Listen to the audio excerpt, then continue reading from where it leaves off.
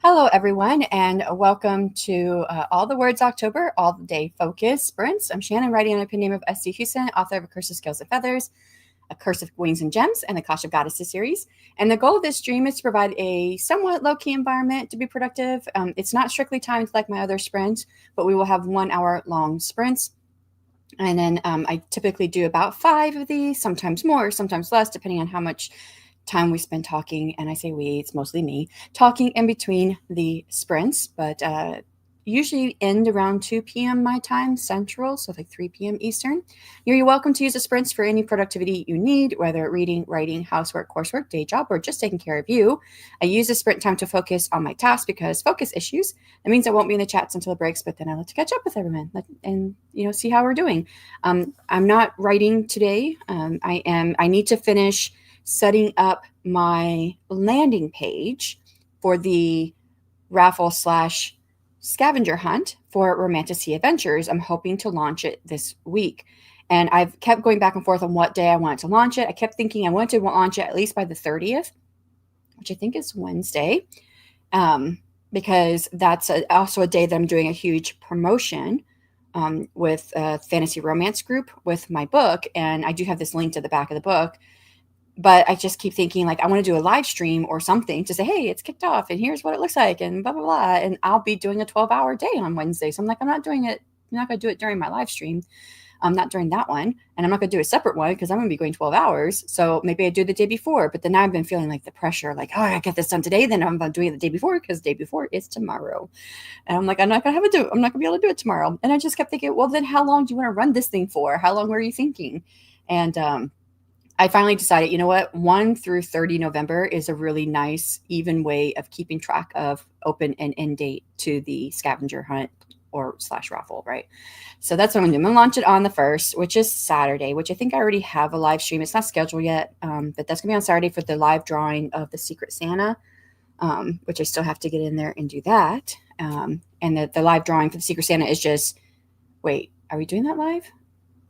I don't think we're doing a live. We were planning on possibly doing a live, but we can't give away who's the Secret Santa for who because we don't even know because it's going through the website. So I don't know. I don't know what we're doing, but I'm also going to be doing a live stream. If I am doing one for Secret Santa, I'm also doing one for for this as well. So that'll be coming.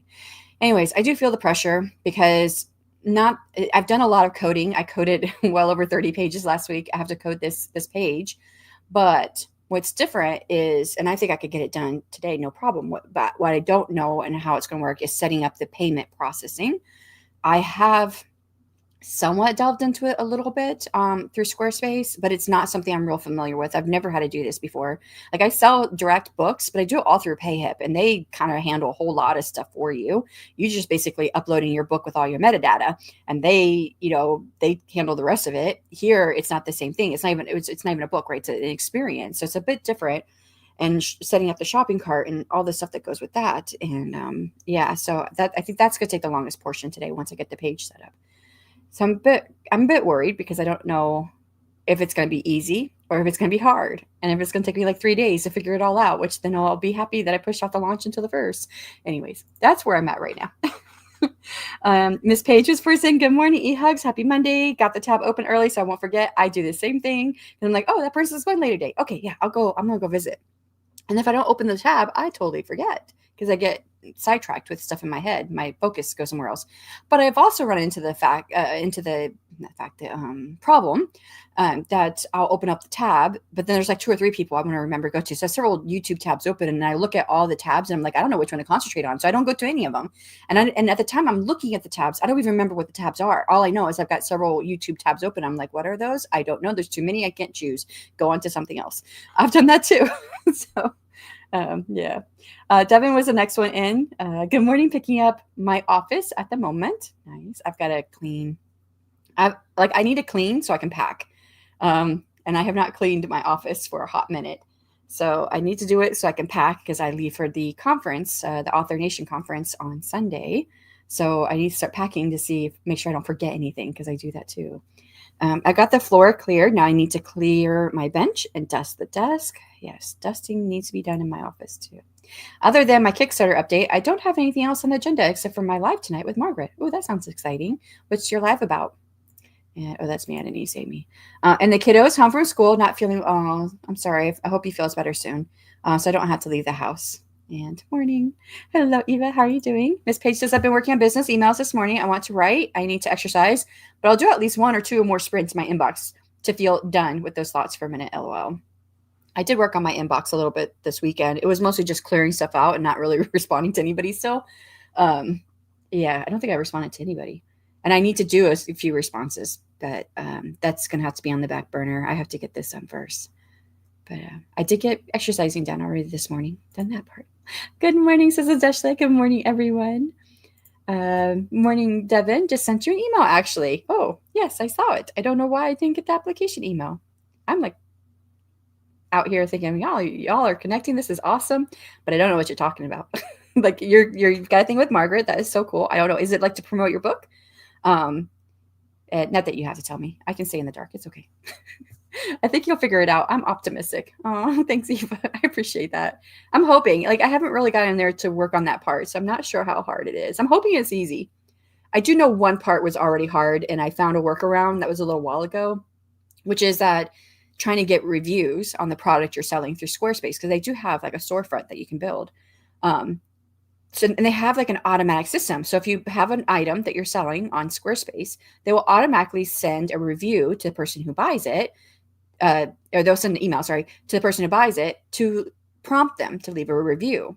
And I thought, oh, this is great. I don't even have to think about this. It can just be automatic. No, because what it doesn't let you do is change when that email goes out. It goes out exactly 14 days after they buy your product. And I'm thinking 14 days, they might just be getting the first letter, and they're supposed to get multiple letters over 6 months. I was like, that's going to be too soon to ask them for a review when they might just now be getting the first letter in the mail. So I'm like, I couldn't change the 14 days. So I had to disable that function and then try to come up with a workaround. And I don't know that I really have a good workaround yet, but I have something in place for it. But it's a multi-step process that is different screens on the back end that integrate with other screens on the back end. So you have to set up this on this one screen. You have to go over here and set up it, because I've already done it by setting up the 4 characters to buy those products. And that's what I had set up already, to buy which character you want to buy for the 6 months. But now I have to figure out how to do the raffle buying. I got the scavenger hunt done thing. That part's already done. Which I don't think it's going to be hard, but then oh yeah, it's just a lot, because now I have to like take out those 4 characters and kind of start over with something different, because one of the people who got the experience from the Kickstarter, they really liked the experience and they want to buy the other 3 characters at one time, is what they said they think that they would like to do, and they wondered if it would be a discount if they bought the rest of the characters, because you can choose 1 of 4 characters to follow through the adventure, and they all have their own story and love interests and whatnot. And they do interact with the other characters, but everything's from their perspective. And so I did not have it set up where people could buy more than 1 character at one time and get a discount, which technically they could, because there are some things in every packet that's exactly the same, no matter which character you buy. And so I don't have to do multiples of those. So I'm saving money on that. But then my packets are going to be heavier, and it goes by ounces. And the way the mail works is that you have to pay for the next ounce up. So most of my packets were like 2.11, 2.12 ounces, but I had to pay for 3 ounces every time. So I'm like, is it going to be enough to push it over 3 ounces? So now I have to pay another ounce on top of that, which in the US it's like 79 cents, 81 cents. I can't remember what the number is now. It just changed in July. So it's not a whole lot more, but $1 more per packet times 12, that's $12, right? And if I'm only selling it for $60, then that really starts eating into. So what I don't want to do is like lose money where I'm paying people to take this experience, to go through this experience. But at the same time, I still want to offer value for what I'm offering, right? So for the money amount that I'm going to put on it. So yeah, it's a lot of stuff I'm still trying to figure out. And the only way to really figure out those packets, I need to like print everything off, which I don't have time for. So I'm gonna have to sit here and just in my head figure it out. That's the other part. So there's just a lot going through my mind with all of it. And I am optimistic I'm going to figure it out. I just don't know how long it's going to take. And I worry that I'm not going to get it done in time, which that's like a constant worry I have with everything, that my gym trainer has finally said to me. He says, whenever you start worrying that whether you're going to get something done in time, he says, I don't worry. You get it done. I don't know how you do it. You get it done every time. I'm like, yeah, I guess that's true. So maybe it's just my worry is what helps me get it done. I don't know. But on the agenda, get coffee from the store. Got my coffee. Get food. Drafting the road to the station 2 and beta reading. That's a full day. Good luck on all of your goals for the day. I'm working on my poetry collection. I remember you talking about that on the weekend. If y'all have a sappy song recommends, let me know. Sappy song. No. I'm kind of stuck on Free right now, which is part of the K-pop Demon Hunters. I love Free. It's a duet, and it's sappy, I think, but also not. I mean, it's like a love song, sort of. It's like saying the other person is like, you help me be myself, basically. It's what this song is all about.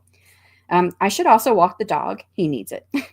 Retap so many, right? We were talking about that with the conference or conferencing. Yeah, I'm still like, I'm trying not to think about it because that's how I usually deal with emotions that are, especially if they're really high emotions, whether they're positive or negative. And I am just beyond nervous to go because I'm definitely an introvert. And then I think about the fact, like, I know people who are going to be there, but I feel like I'm going to be like on the outside all the time because like I haven't made plans with anybody. Dale reached out to make plans because I guess a group of people are getting together Monday night. So he reached out and says, does that work for you? So I've got that. But like when I went to the Author Nation, it was 20 books, 50K back a couple of years ago. I was going with my girlfriend, but she got COVID, so she couldn't go. And there was another gal who last minute, her roommate got sick and she was looking for a roommate and I needed a room. So we paired up and I didn't know who she was, but she had been to every conference there every year. So she just pulled me along with her. I went, I ate at different restaurants. And this time I'm like, I'm going to be myself in a room. I'm probably not going to eat. I'm not going to go out. I'm not going to know what's out there because I didn't pay attention. I should have paid attention when I was there a couple of years ago, but I don't know if I would have remembered it even if I did pay attention. But so there's a part of me is like, yeah, they do offer stuff during or they did. I haven't been to an Author Nation, but it replaced the 20 books of 50K. During the 20 books of 50K, in like every room you went to, there was food, like fruit and snack bars and water and stuff like that. So I was like, I could just eat that stuff. So that way, if I don't get out of the hotel room after everything's over, I've got food. So, I don't know. This is probably something that came up on the YouTube sides, and StreamYard is not letting it show. JK. My live with Margaret is a nonfiction sociology discussion. Oh, cool. Well, thank you for sharing the link. But then, hello, good morning. How's it going? That's interesting, Devin. What's the subject? How'd you get on to that? I know that Margaret's, she covers a lot of like, I don't know if she calls them all sociology, but she covers a lot of social things, a lot of things that are happening in society. So probably something along those lines, I assume, but I could be wrong. And good morning, Beth Ann from Atushle. Margaret is advanced. She's an advocate and an activist, as much of a reader and author. Her discussions are always so fun. I look forward to it, Devin. Yeah, Margaret is a social activist. I couldn't think of the word, but that's what it is. And I read a book, and I read a book from her TBR in college, and I agreed to buddy read. Nice. I didn't know she was a social activist. Yeah, she's pretty high on the social activist scale. I don't know if there is a scale, but she definitely did her channel. It's more of a booktube channel now, and that's part of her brand. That's what I was trying to say. There you go. Virtual packets, an option. They are, and that's another thing I thought about doing, but I have not incorporated that. And I don't know how, it just depends on how easy or hard it is for me to do this. Especially since like one of the people that left a review or filled out my feedback form, because I've got a couple feedback forms from the people who did it. And like she said, like she liked the packets, but the writing was too small for some of it. And so I had some of it online. I had started to put everything online. And then I thought no one was reading it because my stats were showing that no one was going to these pages. So I was like, nobody's going there anyways. And I'm sending it through the mail. So it's just double work for me to put it on online. And then they mentioned that they like to read it online, but then I stopped doing it toward the end. And that's just because I was looking at my stats and it looked like nobody was going there. No one was going to any of those pages where I was putting the story online. So I was trying to figure out what I wanted to do. And I thought, well, I'm sending it through the mail. I don't need to also put it online. And I thought, well, if I'm putting it online, it's all virtual. Someone could just buy the virtual experience. But again, the setting it up is not the virtual experience itself. The setting up is the monetary side. So I had to figure out how I can do all of that. But yeah. And I know like this is where I use ChatGPT and I didn't agree with it, but I don't know if I'm right or wrong. Because I put into ChatGPT, I was like, okay, here's what I think I want to charge for the mailed packets. If I was to make this a wholly virtual experience, and I think I used a different word, online experience probably, what do you think I should charge? And it made it higher. I'm like, why higher? I asked it. I said, well, because you have to put more stuff online. You have to build those web pages. You have to do all this stuff. So it's taking you more time to do all of it. So you should charge more for it. In my mind, I'm like, yeah, it does take me more time to set up those pages. But once they're set up, they're done. I don't have to do anything else. I don't have to pay for anything else. I mean, obviously I'm paying for my website, which I had to increase the level I was at in order to do all these things. But if I was mailing all of it, it would cost more overall because of the printing and the cost of mailing goes up.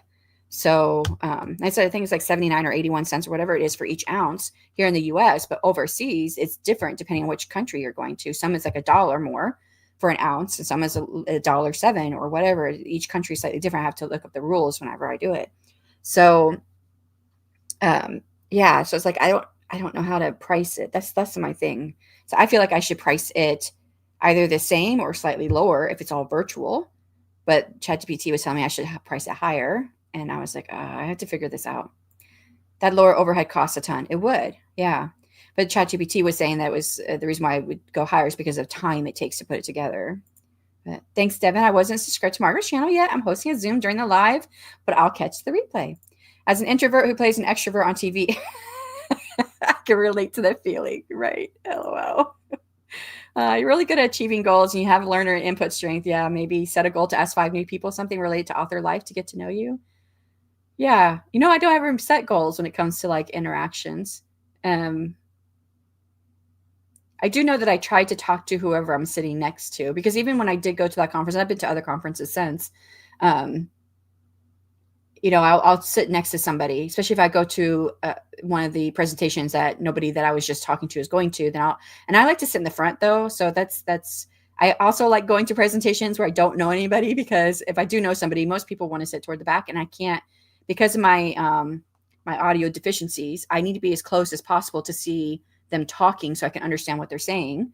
And so most of the time, if I sit in the back, I'm like, I lose half of what's being said because I can't understand it. So I like sitting in the front, and then I just try to talk to the person next to me. That's what I usually try to do. Meet some interesting people. That's how, when I was first thinking about, when I was first knew that I was going into romantasy, and I was like, I wasn't sure whether or not I was going to write spicy scenes. I sat next to someone. I just started talking to her. Come to find out, she had like hundreds of books. She's actually quite successful as a romance author. And so I was asking her about like, how did you make that decision to write spicy scenes? And like, I start asking her all this stuff. And that's, that was the one I mentioned it here on my channel a little while ago, but she had said, once you write like 100 scenes, you get tired of it. So she actually like hires it out. She hires out her spicy scenes to different people, because she said after like writing 100 of them, it was just the same old to her. And it was so boring to write. So I was like, I don't know if I'll ever get to that spot, but I hadn't even decided if I was going to do spicy scenes yet. But yeah, I did learn a lot from her just talking to her. So I'm okay. I'm good at like one-on-one. It's a bit harder. So if I can get into a spot, if I'm in the front, people are behind me, I don't see them. I can feel them, but I don't see them. There's like nothing more really in front of me, but just a few people. Then I can talk to the person next to me. So that's what I usually do. But that I don't have as much issue with like trying to go from room to room and meet people, but it's the evening. I can see myself going back to my room and not doing anything, like not eating or whatever. So not that I would not do anything, because I always do something, but instead of timer goal, like X point, I go talk to, like gamify it. That would be cool. Where are the new people at the conference? I don't know. So part of the emails that I've been trying to get caught up on, a lot of them are about the conference, and I'm sure there's things in there about trying to meet new people or newbies meetup or whatever, because I think I recognize some of that in the headlines, but I haven't opened them because it's like a barrier or something. I don't know what you call it, but I see it and I feel like if I open it, now I'm thinking about the conference and I'm going to let in all of the nerves and everything, and it's just going to be terrible feelings. So like if I don't open it, it doesn't exist yet. don't know. I know it's stupid, but it's the way I'm dealing with it. Yeah, that's what I mean. Yeah, I need a companion human to approach strangers, right? But then I'd be extroverted presenting. Yeah, most people, because I do well talking one on one with people, or even in small little groups of like 2 or 3 people.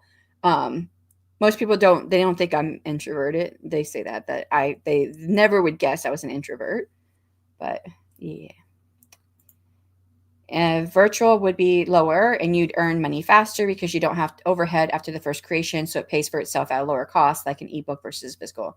Yeah, I mean, I totally get it. I have weighed all of that. And that's why I feel like I shouldn't be charging as much, because a lot of it would, all of it, right? All of it would be free in my pocket. I mean, it's not technically free because I still had to pay for the web hosting and everything like that, which, like I said, I had to go up in a higher tier to be able to do all the things I'm doing on my website. And, I mean, I'm paying now more for my website than what I make for my books on Amazon. So I'm hoping that the experience, that it will pay for what I have to print and mail and pay for the cost of my website. At least want to break even or do more if I can, right? And that's the goal. Because otherwise, then why am I doing this? Because I've written the story. The story is great. But now the rest of it is just all admin stuff. And that's not really, I've been thinking about this, like, and my husband brought that up a couple weeks ago. He's like, you realize you're going to be spending time like printing and mailing stuff. That's not writing. I'm like, I know. I've thought about this and I already decided I was going to accept it. But now it's coming back around where I'm like, do I want to accept this? Because I'm not going to be writing if I'm printing and mailing stuff all the time. But we'll see. That's where I'm like, I'd rather just do it like what you're saying, just do it all online and I don't have to mail anything. But the mailing part is the fun part. And I think the reason why I did get into this is I love the interactive part, like having the Discord and people interacting and doing all that. And then I realized that was going to take a lot of time. And as much as I like the interactivity, I'm taking time away from writing. So it's like a balance, trying to find a balance. I got you, Eva. I'm just basic introverted, but I get it. If it includes audio, like an audiobook, I'd price it higher, like an audiobook versus an ebook. I mean, there's videos. So I have some videos where I took the voice, took a couple different voices in my own voice and paired them all up and did different things with them to do some of the story. So some of the story is told through video. Yeah. But I only had to make it once. I mean, I had to write the dialogue and the script and everything, how I wanted the video to look and all that. But I mean, I've already done all that. So an introvert that ends up in so many places by themselves. LOL. Yeah, right. I'm so codependent. It's LOL. I'm would be the same, Eva. If I knew someone to latch onto, like I just happened to have a roommate who didn't mind. Like she was the one pulling me along everywhere. And I was like, oh yeah, I'll go. Sure. Whatever you want to do, I'm there for it because I don't know this place. So, but this time I don't have that. I have people I know who are going to be there. Like I know Dale. A lot of Dale's community is not a lot, but there's quite a few people from Dale's community who's going to be there. Michael Evans is going to be there, but he's like putting together his own group, and I keep missing out on the invites, and I don't know if I'm getting them or what. But not through email. I know they're doing some stuff through Discord, but I just can't keep up with it with the Discord. So I have no idea what they're doing. I know they're getting there a day early so that they can sleep in the Barbie house. But I was like, and Michael did ask me if I could get there a day early, but I was like, no, my plane's coming in on Sunday. So missed out on that because I didn't even know what was happening because I wasn't paying attention. And I don't know if they're planning any other meetups. But there's like a part of me that's like, I don't want to be like, hey, what are you doing? Can I join? I know it sounds stupid, but yeah, I don't know. Gamify it. Oh yeah. I've never heard of someone hiring someone to write their spicy skill. Only their spicy. Yes, that's actually so clever, right? I thought the same thing. So yeah, she said she was just bored. She's like, there's only so many ways you can write it. And after you write it so many different ways, you're just done. And I was like, I guess it would be true. Right. I remember hearing author considering offering writing fighting scenes for folks. Oh yeah. Because fight scenes are hard. I love that. Fight scenes are hard. Yeah. Yes. Considers the Dollar General fight scene against mutated creatures that I have to write. It's going to be a fun scene though at the Dollar General. The right people would say yes and not see you asking us anything other than normal that they love to hear. You know, that's so true, Eva. I just need you to come along with me. Come on. The others, they are the ones who ruin it. True. And the bench is cleared. Woo! And I think I got to the last comment. That is the last comment. All right, let's go ahead and get into a sprint so I can delve into making this web page. Oh, I got to add it. And 1 hour on the clock in 3, 2, 1, go back.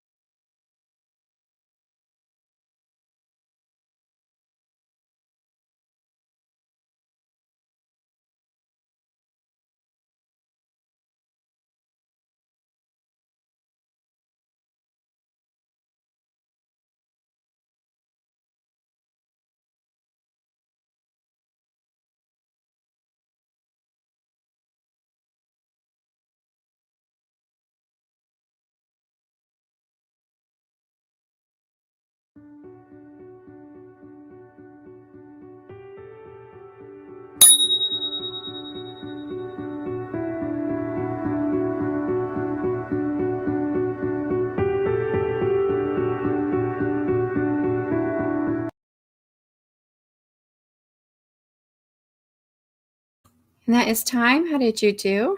I got the webpage built, and I'm just now going through and like adjusting things like the margins and padding and changing the font size for a couple places to make it look more like what I would like. But I've got all the wording there. I've got all the elements in place. I need to tweak my hero section just a little bit more because it's responsive for smaller screens, but it's far too responsive for smaller screens. It like makes the text so much smaller, which is I need it to fit on the page, but not that much smaller. So I have to play with that code. That's a different code block. So I have to go back and play with that one. I was getting bored playing with it and not trying to bored and also like not frustrated, but just like, I think I could figure this out, but I need a little time to mull it over in my head. So then I went on to the other code blocks and I'm fixing all the fonts and font size and padding and margins to make it look better. Once I finish fixing it to look exactly how I want, then I need to go build the sales page this is the sales page. Build whatever the item, however I need to do it, because I don't remember the steps I went through to make each of the characters something that you could buy. So I got to do the same thing. I got to make an item to buy, which is the $1 raffle. So I need to set that up, and I don't remember how I did it. I don't think it took a long time once I did figure it out. And maybe it was so easy, that's why I don't really remember, because it was really easy. But then another part's me like, maybe it was really hard, and that's why you don't remember. So we'll see. We'll see when I get there, but I should be able to do that on the next sprint. So, okay, let's see how you guys did. Left off with Devin saying bench is cleared in the time that we were talking, because it took like 25 minutes to go on a break, or not break, sprint. Yeah. I agree with Eva, says Adeshle. I need a storage plan for my market booths. Right now I have boxes everywhere. Oh, yeah. Well, the booth and like all of your, whatever you have for, what do I call that? Inventory. Words are not coming to me today. It's a Monday. Yeah, I know I've thought about that. I was like, if I ever did like start like purposely trying to go out and sell in person, like I don't purposely try to do that, but I do sell some stuff in person because I just talk about it with people that I hang out with. Not hang out, right? I'm going to appointments, doctor's appointments, vet appointments, the gym. So people ask about it and they buy my books, but I don't purposely do it. But so I have a few books on hand. But if you were to actually like what you're doing, you're like specifically trying to set up time periods where you're going to be out there selling your books. You have to have inventory for that, right? Then it's all about where do you store that inventory? When you just have a few books, it's probably not hard. You just put it on your bookshelf like I do. But when you start getting more, you have to find room for it. I know some, they've talked about that. Like I went to the Ream conference last year. Wow. Doesn't feel like it was that close, but it still feels like it was a long time ago. So last year, March timeframe, went to the Ream conference, and one of the gals that put on a presentation talked about her inventory and how it fills up like her whole garage. And it's not just books. It's also like stickers and bookmarks and all this stuff that she sells. And I was like, wow, I don't know if I'll ever be there. I don't know. And if I do, I have to clean my garage because there's no room for books out there. But congrats to Devin from this page.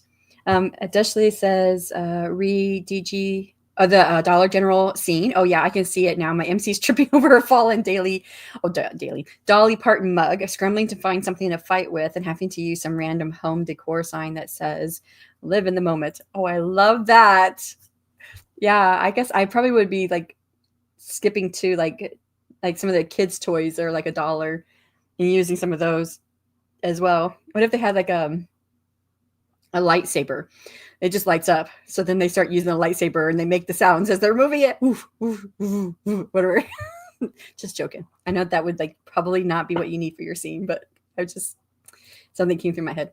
Devin says to Miss Page, I just replied to your email. Hard. I have finished some band things, vacuumed the office, and setting up for signing the book plates for my Kickstarter. Nice. Admin. The real never-ending story. I know. I really want to just be done with admin. I watched a video. I pulled it up yesterday, but I had the sprints in the morning for the marathon, the relay weekend. And then I hadn't really been sleeping for the last week. I mean, I was going to bed, but it was like I was watching all my dreams, and I was like lucid dreaming without being able to control myself, actually.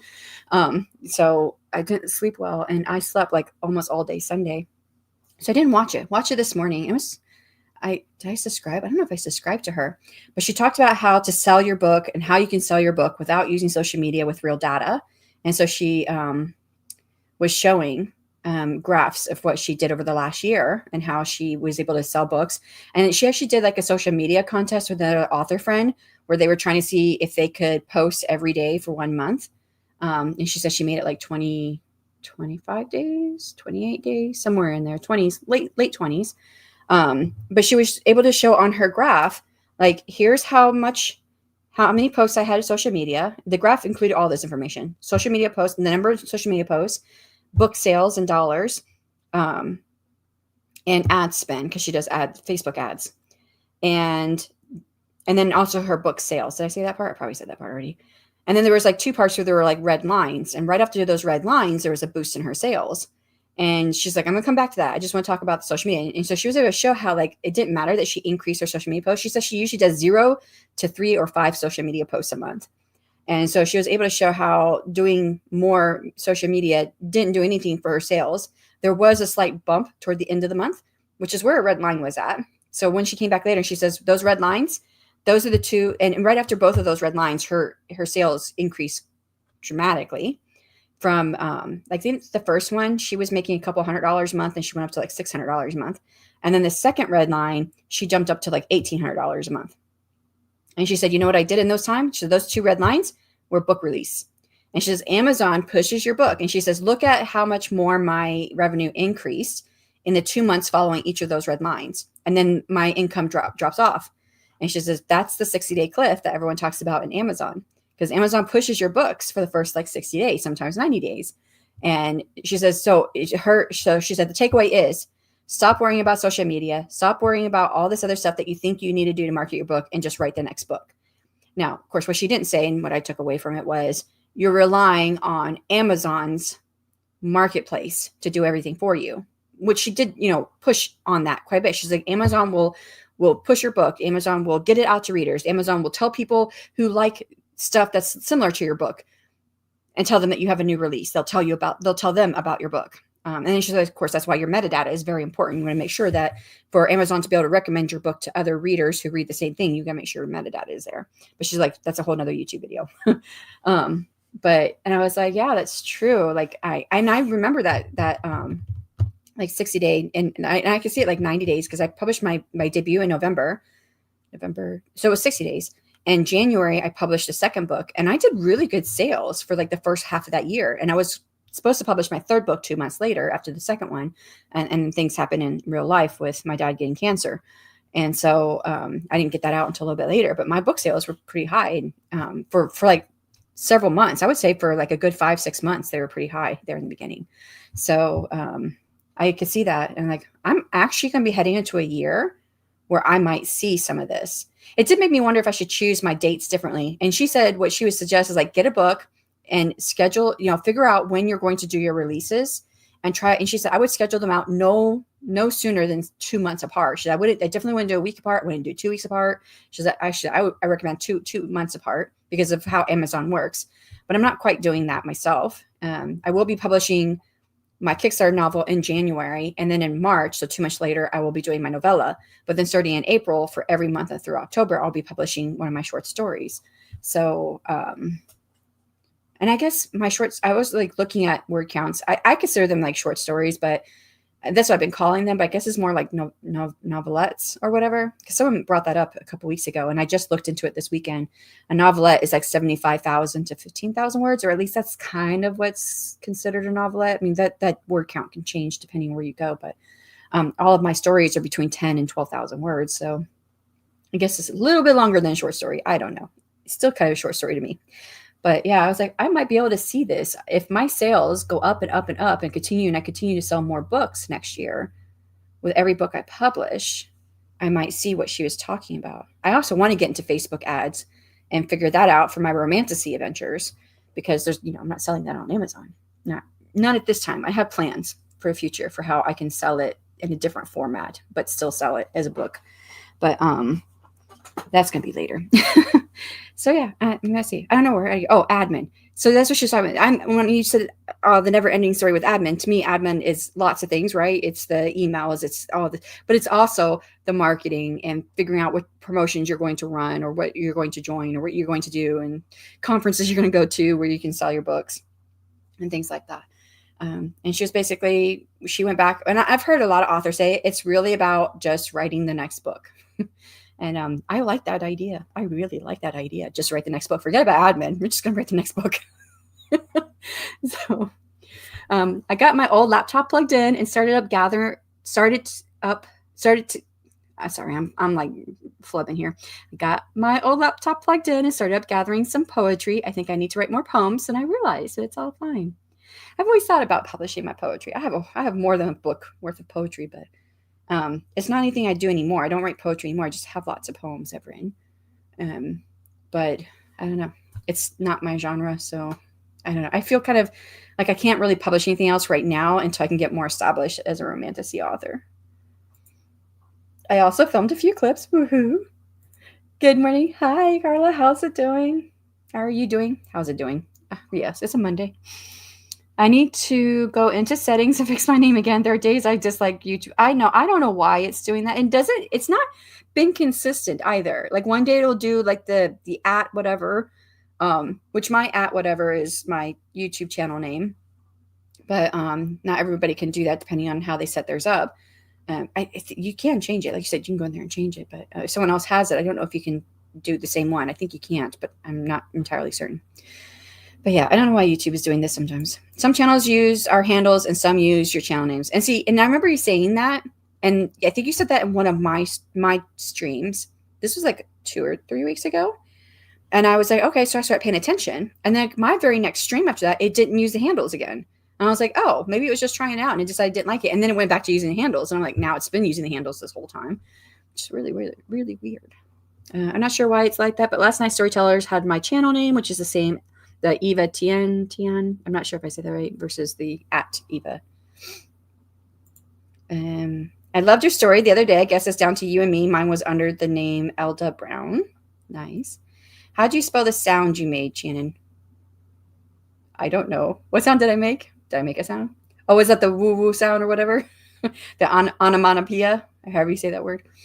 I have no idea. Because to be honest, because of my partial tone deafness, I have no idea what sound I made up. I know it was something along those lines, but I don't know what I actually did. So I'd have to like reverse the video and go listen to me again. Just cleared out my email and book plates are next. Woohoo! Shroom. Maybe that. Yeah, because you'd have to put it, if you wanted to put that into your writing, you'd have to know how you want to spell it. It's not selling through social media video. Yeah, I think that's what it is. That sounds very familiar. It's selling not through social media or something. Yeah, let me go click on it. I can definitely tell if I do go click on it. Yeah, I just finished watching it this morning, right before the stream started. Yep, that's her. Yep. So I thought that was pretty interesting. And of course, like any data that you get from any author, of course, you have to look at how specific it is to that person as well. And I think she writes romance. So like all the books that are behind her, like most of those are her books. There's also books on like the top shelf that are by her clients, the ones that she's helped with like the metadata and figuring out a launch plan and all that. I looked at her business and you get the whole like help with the launch plan. Everything is $999. I'm like, yeah, no, thank you. I'm okay. I'll figure it out. But it does help with like keywords and things like that, which I already have some of that stuff done by another company. So I don't need to hire someone else for it. Done for you publishing package. Yeah. But yeah, what she talks about is pretty interesting. I can't say I'll catch the replay. All right, Kat. I might miss you. That was 8 minutes ago. Thank you so much for stopping in. I hope that you have a wonderful day and that you're able to get some progress done on whatever it is you're working on. I watched this today, social media video. Yeah. That's so cool. I wonder sometimes, like, I feel like there's so many videos on YouTube. How the heck do we keep watching some of the same ones? Okay. Because this is not the first time, Devin, that you and I were like, hey, I watched this video. Oh, yeah, I watched that one already. Did you watch this one? Oh, yeah, I watched that one already. Like, how does it know to give us like the same videos, except for it knows it's built into its algorithm that like, we are subscribed to each other and we've watched stuff on each other's channels. So like if this person's watching that, this person over here probably also is interested in that. So that's the only thing I can think of. And I really feel like that's what's happening too. I mean, I'm pretty sure that's what's going on. I have quite a lot of poems, but this collection is centered around a bit of a theme. Oh, okay. So you want to write more poems that are around a specific theme or themes so that it doesn't fit into it. I just saved a new setting. We'll see. Well, yeah, I see it. Carla's Walden. Carla's at Walden. I like that one better than the one with the numbers because, no joke. I mean, I'm pretty sure like when I clicked on it, when I was clicked, I was like, that's Carla. And then I said, hi, Carla. And like, wait, is that Carla? That is Carla. It has to be Carla. I know I'm right. It has to be right. That is Carla. So, but it's not their Carla. It's just Carl. And I'm like, well, I'm pretty sure that's Carla. That was going through all my head. No joke. That whole thing I just said, that all went through my head while I was saying your name earlier. So I do like it better where I can, I'd be for sure that it's Carla. So, have you looked into Later Press at all, Eva? All of my published short stories that don't fit my genre are there. I have just gotten onto Later Press, but I only have one book so far. But they did promote my one book. It came out in a newsletter a few weeks ago. I think actually you and I talked about that, Devin. I don't remember. I feel like that was a conversation we had. Tyann. Okay, Tyann is pronounced like Diane with a T. I feel like you've told me that before too. But let me write it down. Tyann. In my head, I've always said Tian. It was for a certain reason, but I don't remember what that reason was because it was like something else that was a litany that was going on in my head at the time when I started saying Tian. But that was a couple weeks ago, and I don't remember what that litany was now. But yesterday's back. Hello. From the Dollar General. Did you go look around to see what else you could include in your short or into your novella? So Miss Patience, I'm becoming less effective with the inbox cleanup, so I'm going to take a break and exercise for a while. That happens to me too. Yeah. If people don't catch Kaufman's Scary Saturday the other day, had a really interesting perspective on Red Riding Hood. It's the first one on Saturday, Spooky Saturday. Check it out. Thank you so much for talking about it. Do you have a link? You can drop the link for it. I didn't catch a lot. I know there was lots of stuff going on this weekend, and I think with Kaufman, something else was going on. I don't remember. But I was part of the write-a-thon, and that zapped me of everything. So I was on I was on 4 different streams on Saturday. Had one on Friday. I thought I didn't, but I forgot I did sign up for one. And then one on Sunday. But the last one on Saturday, I was so just wiped out that I missed the last hour, but I left out to go get some sleep, and I still didn't sleep well. And then I slept almost all day Sunday. So. I had the second story, The Diva, under my Irish Nana's name. I've got the hiccups. It'll go away. It's so cool. I think you must have been the one that told me about it that was going on this Saturday. I think you were talking about it last week. The algorithms care about who watches you exactly. That's why organic support is better than support that doesn't watch your content. Yeah, I didn't think about that. I didn't go further in my thought process. That's interesting and good to know. Thank you, Carla. I was able to catch the replay. Freaky Friday is fantastic. That's what it was, Freaky Friday. I couldn't remember what the name was. Someone had mentioned Freaky Friday last week. Tian and Tiana are common, or Tiana. I don't know if I'm saying that right. Are common mispronunciations. That's why I'm Eva online, to be honest. LOL. Yeah. What's like Shannon? Well, most people see CSC Huston, and I could probably count on one hand how many people in my life have looked at my last name and said it right. So, and most of the time they have something else that has cued them into how to spell it or to sound it out. There's only one person ever that I just met that wouldn't have had any cues that said it right the first time. It was a gentleman, and I don't remember what context I was in, but I remember it surprised me because it doesn't happen. So most people say Huston, so they don't say Houston. Houston's not even usually the first one of the things they even think of. It's definitely not the first thing, but it's not anything they think of. So that's why I went by a pen name, SD Huston. It wasn't because I was trying to hide who I was or whatever. I had plans. It was because Shannon and Houston are always said or spelled wrong. So I just thought, let me just give them one name to get wrong, and then we'll go from there. So I did. I was not trying to be sketch. Did you buy something then? My family calls me Tyann. I grew up with that as my name. Eva Lore. That is cool. Tyann. Like Diane, Tyann. It's pretty. I like the name. I forgot they updated the place. Oh, yeah. They have things that are not, like they've gone above $1 now, right? That's what I remember hearing. I don't know if there's other updates. Probably are, but. Oh, the Diva was so good. My son listened to the replays with me. Yes, I purchased my coffee and some food stuff. So you did. So you weren't like being sketched while you were there. But that's really cool. You went to go check it out. So that's the only thing about writing. Well, see, you get bogged down in the details. If you write something contemporary, you can actually go and check it out and get some good world building stuff for your story. But then I get bogged down in the details and I'm like, okay, it was 10 feet between this aisle to the checkout, which would give me enough time to say one sentence if I was talking with somebody or if my character's talking to somebody. And so, I mean, I get down to the nitty gritty details. You can't like have a whole conversation if you're walking 10 feet, right? So, but yeah.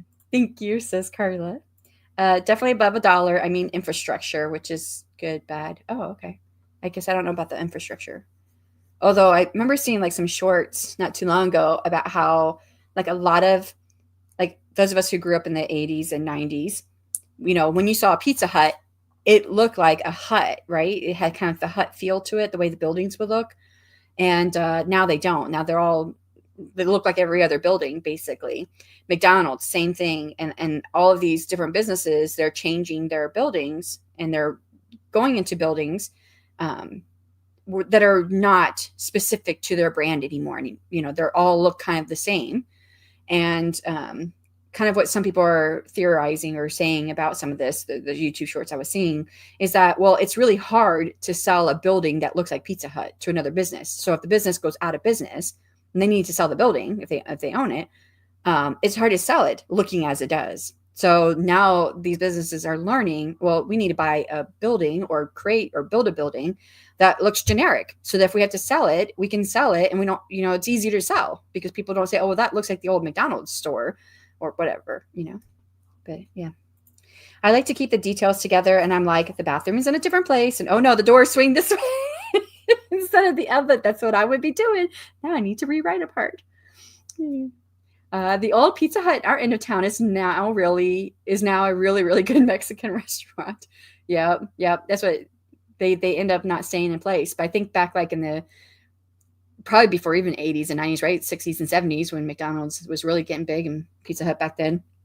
You know, their building was part of their brand. And it was as much a part of their identity of who they were as a company to draw in people that at first glance you knew what that was. But then they realized that as they started going out of business, they couldn't sell buildings that looked like that because no one wanted a building that looked like their brand. So it's very interesting. Yeah. All right, that was the last comment. So let's go ahead and get started for another sprint. For anyone who has to leave out, thank you so much for coming. And for everyone else, we'll do another hour. And, three soon. 3, 2, 1. Good luck.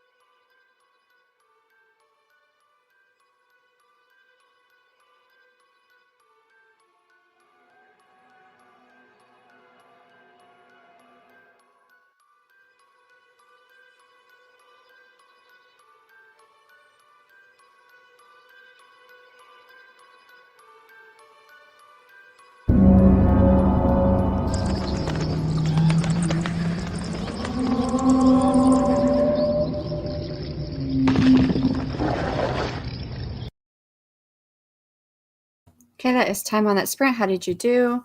I finished messing with my main page for the giveaway where it talks about what the giveaway is and how you can enter, the 2 ways that you can enter. So I finished all that up. I built the product in my sales place, whatever they call that. Now trying to figure out how to link it from that page and put it into the shopping cart. Trying to figure that part out. Haven't figured that out. I was clicking on a few different things, haven't figured it out yet. So still trying to figure that part. That's what I'm working on. All right, let's see how you guys did. I left off with Carla saying that well, Pizza Hut in our town is now really good Mexican restaurant.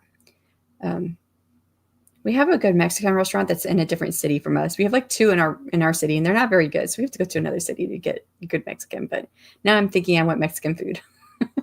And then Adeshla had said that this is the first time I heard that theory, and I think that was in response to the theory about how a lot of the restaurants and whatnot, they're going to more generic looking buildings because it's easier to sell the building when they go out of business than something that looks like their brand.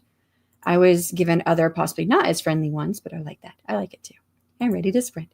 And then Emma came in. Hey, how's it going, Emma? Hope all is well with you.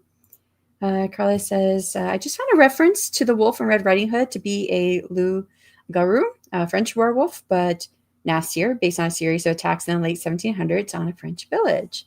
Interesting background information. The loup-garou, loup. If it's French, they wouldn't say the P, would they? Were believed to feast on the blood of the innocent, children, and the elderly. Ooh. And were nasty critters that often used disguises to lure their prey. That's frightening. I think it's just like how they wanted to... Oh, I'm losing my thoughts here. My brain's jumping all over the place. How they wanted to explain the disappearance of probably like older people or the death of younger and older people. That is interesting. Yeah, it's very interesting. Adding French werewolf to my notes. There was a show. It was like a heist show with a loup-garou, or however you say it, where the main character was that. And my husband and I, we tried to start it several times. It was a television series because we loved the idea of it. And it was in France, and but we just couldn't get into the show. I don't remember what it's called now. I'm glad that the timer snuck up on me. I was confused at first. Oh no, I'm sorry. Even says I got one poem moved over from the other laptop, and then I got chatty on a Twitch stream. Yeah, it happens. Joanne came in. Hello, good morning, everyone. What are you working on? I am trying to get all of my stuff set up for the launch of the of my Romantasy Adventures, which is going to start off with a promotional giveaway where you can either buy a $1 entry or do a scavenger hunt. So yeah, setting that up right now. Most of their book plates have been, most of the book plates have been signed, and I'll take the dog on a walk before signing the digital book plates. So like Dale, I forget what it's called. He was signing something. It was a page that goes actually into his books. Tip-in. That's what it's called, the tip-in, right? He was signing that. So he was showing some of that, and he had like, I don't remember, hundreds of them, if not 1,000 that he had signed. And I sent a message. I was like, are you ambidextrous by any chance? Because your hand's going to be tired. And he said, oh, well, I only sign with 3 letters, so it shouldn't be too bad. And I was like, oh, that's smart. If you only sign with 3 letters of your name, makes things go really quick when you're trying to sign something. But yeah, sounds like you got through yours pretty quickly. I need to ground myself from socializing during specific hours, maybe. I mean, Eva, that's exactly the reason why I went to the more, what I call like the low-key productive sprints, because I would talk too much. And I don't know if you remember when I first started sprinting, I used to sprint just every Friday morning, and that's when I used to do it. And I always would invite people to be with me, and sometimes I'd be by myself, sometimes I have other people. But we would always spend more time like chatting and talking and, interacting with the chat, which is all great for community. And I really loved that aspect. But I realized I didn't get writing done during those sprints. And I thought, okay, and that was the last year I was really making videos too. So I thought, okay, if I'm going to cut down on videos and my goal is to write more, I need to give more time to writing. How can I do that and make myself put aside this time for writing versus talking? And that's how the low-key productive sprints came about that were strictly timed, because it makes me stay on time. And I know sometimes I know I've done it a couple times in the last couple weeks where I've paused the video to finish out the comments, but it's, in the end, I'm still meeting my objective, which is to not spend as much time talking and more time being productive. It does interfere with, like, or not interfere, but cuts down on the time you're interacting with the community. And that's why I kind of like the Mondays where, do a little more talking, but still be productive, and hopefully. And so I also did cut down on me saying anything during the sprints. So, like, I learned a lot of how to sprint by just watching other people. And they would, when someone came in the chat, they say, "Hey, how's it going?" Whoever it was who just came in the chat. And there'd be a little bit back and forth. And I would do that at first too when I was sprinting. But then I realized I was not paying attention to what I was working on. I was paying attention more to the chat, and it was splitting my focus to where I couldn't get back into what I was trying to do, my writing or whatever it is I was working on. So that's when I thought, okay, well, I am just not going to talk in the chat during the sprints. The sprints are focus time. And then that's why I end up putting the little thing at the bottom, the scroller, what they call that? It is called a ticker. That's why I put the ticker at the bottom, to let everyone know that I am, focusing or whatever, and that I'll catch up with everyone in the chat during the breaks. So yeah, that definitely helped. And it still doesn't quite help if you're going to other people's streams and they do a lot of talking. But I at first, there's some people that there's going to be more talking than there is productivity, or at least there's going to be a lot of talking before we get to productivity time. And I just try to participate a little bit in the beginning, and then I turn the volume way down, and I have an app on my computer where I can change the volume without actually changing the volume on my speaker. And so I'll take that down, and then I'll just go back to work. So I'm still there, but I just go back to work. And I know it feels like you're not in the community as much when you're doing that. And then I do get like the times where I'm like, I want to be more like part of the community, and I'll hang out more in the chat then. But I just learned I have to like give myself boundaries, I guess, so that I can ground myself from socializing too much. That's what I did anyways. I intend to take pre-signed nameplates and not offer signatures due to like chronic ailments. I intend to take, yeah. I mean, I do the nameplates too, but I sign them, but I never have a lot. I have like maybe a dozen at a time when I'm doing them. So it's not that bad. And then I don't like my signature though, most of the time. So then I'll do like a 20 and then I throw 10 of them out or whatever. It's so like, those are terrible. Let's do some more. I really, really, really want to change my signature, but I haven't figured out what I want it to be. So also cause I don't want to. It can really slow down busy areas when people are waiting. And if I mess up, yeah, right. Well, if you can do it really, really fast. But yeah, I was hoping BookFunnel's digital signing was up and running by now. Oh yeah. Well, you know what I did with that? I did like a hand signature, took a picture of it, and I uploaded it into GIMP, and then like took out the white space and any shadows that were, if I didn't take a very good picture, because I'm not good at taking pictures. And then I put that into a PDF, into a file that's on GIMP, right? And then made that PDF page, and then incorporate that as part of my formatting with Atticus. And so now I have a digital signature that's my real signature, but just as digital added. That's how I did that. And I still use that same one. I only had to do it all one time. And I used it for my first book and for my second book for my Kickstarter. And people do get they like the ebook sometimes with the signature. So it's really cool. Kat, hello. Good morning, Shannon and friends. I'm sitting down to write some reviews. I have one left for July, and I need to start August. Getting caught up. Although we are almost in November, but I think you're going to get there. And also 2 picture books for this month. That's awesome. Congrats. Thank you, Joanne. I love your picture, by the way. I was talking about it yesterday. Was it yesterday? I think it was yesterday. I slept a lot since then, but I think it was. Is that to add digital signature to books? I'm revising chapter 20 of 30 for Project Sugar Spice. Nice. I think you were on chapter 19 for a little while, so you're making progress. So how would that work? Joanne, 1/3 of the way to go. You're moving right along. Yep. I had to go to the dealership this morning to get new tires. However, they had to order them. So came back home, walked, vacuumed, and started laundry. Now ready to write a little bit. So you have a very productive morning so far. Giving myself boundaries is hard. I know. It's hard. I don't know what aspect is hard for you, but I know for me it's hard because I'm like, I'm here. I do want to interact with the community. Like that's part of why I'm here is because I want to interact with the community. So to give myself hard boundaries where I can only talk for 5 minutes between sprints was really, really hard because I can talk forever. But then I tell myself, well, no one wants to hear you talk anyway, Shannon, because you're boring. Because I do think I'm boring. Had that conversation with my gym trainer this morning. He was like, "You're not boring." He says, "You know what?" He says, "What it is." He says, "You are good at." Because I was telling him what when Adeshle asked me about if I had connecting in my strengths, and I was saying something about that with the strengths, and I was like, I don't see myself as being someone that like is I'm not social, right? And he says, no, you're good at bringing people together in a space. You're just not good at bringing them into your own personal space. And I was like, oh, yeah, I guess that's probably it. But yeah, so anyways, I like being here and connecting with people.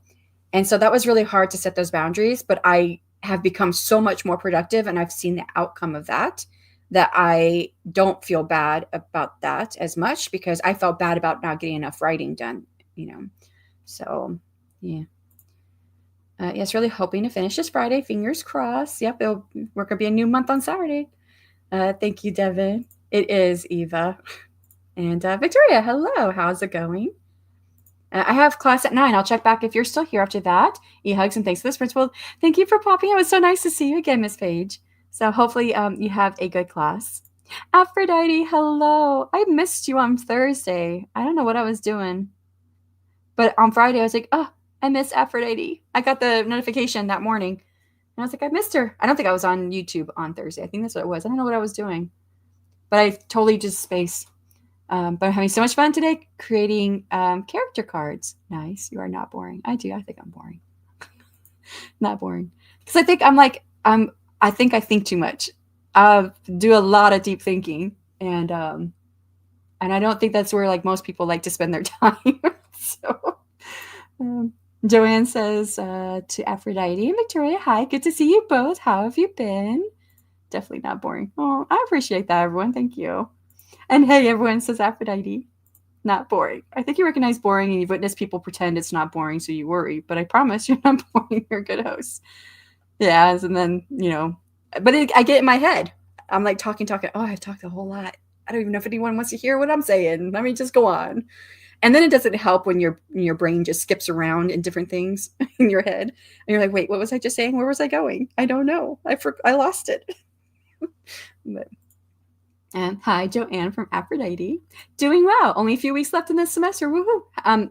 How many semesters do you have left? Like, I feel like you've been a perpetual student. Like I could have been a perpetual student. I loved learning things, but I don't know if you're getting close or how many more like years you got going. Boring people don't think too much. I suppose that's true. But I mean, you do have this stereotype of people who are very intellectual. Not to say that I'm very intellectual, but you have the stereotype of people who are very intellectual and they bore everyone around them because they're sharing everything they know. Like this is a thing with like autistic kiddos, right? Or, you learn this hopefully as a skill if you've got the right therapy, like what we got with Julian, because he loves to go on and on about what he's really interested and fascinated with, which I absolutely love because I remember when this kiddo didn't say a word. And then when he did start talking, it was all just parroting everybody, right? It was echolalia.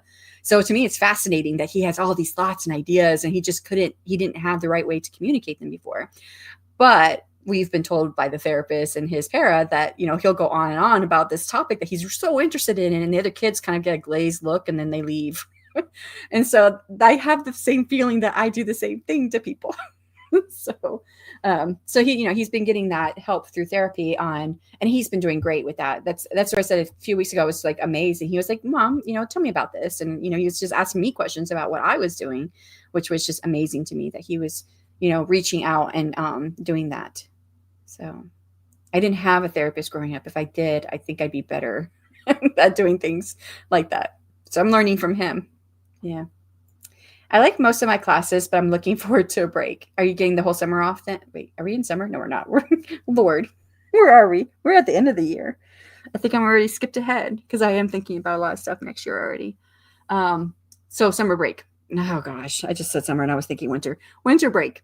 Are you getting a bit of a winter break? You go back in January or February then? Hey, Eva, I messaged you on Instagram. I hope to return to the YouTubes next week. Woohoo! Marching band season ends this coming Saturday. I saw my massage therapist last week, and I was like, hey, is your band season almost over? She's like, no, we got a few more things left. I was like, oh, because I still keep thinking that y'all two have probably been at some band event. You were both there. You just didn't know who each other were. And just the fact that I know both of y'all, and both of y'all are really big into the band with your kiddos, and I think you have a junior and she has a junior, so it's like, yeah. But yeah, they still have she was like several more weeks worth of stuff going on. And I knew that you said yours was coming to an end. I graduate in the spring, so you got one more semester left. That's awesome, because I do feel like I've known you for a while and you've been a student for a while, but school does take a while. So that's the fun of content creation. You get your target audience, Shanna. We like you. We think you're so interesting. They would look for you to be live on the days you say you'll be live, and we show up. Oh, it's wild, but it's true. I love that. Okay, so I don't have to be so in my head, okay, I should shut up now because they're not interested in what I'm saying.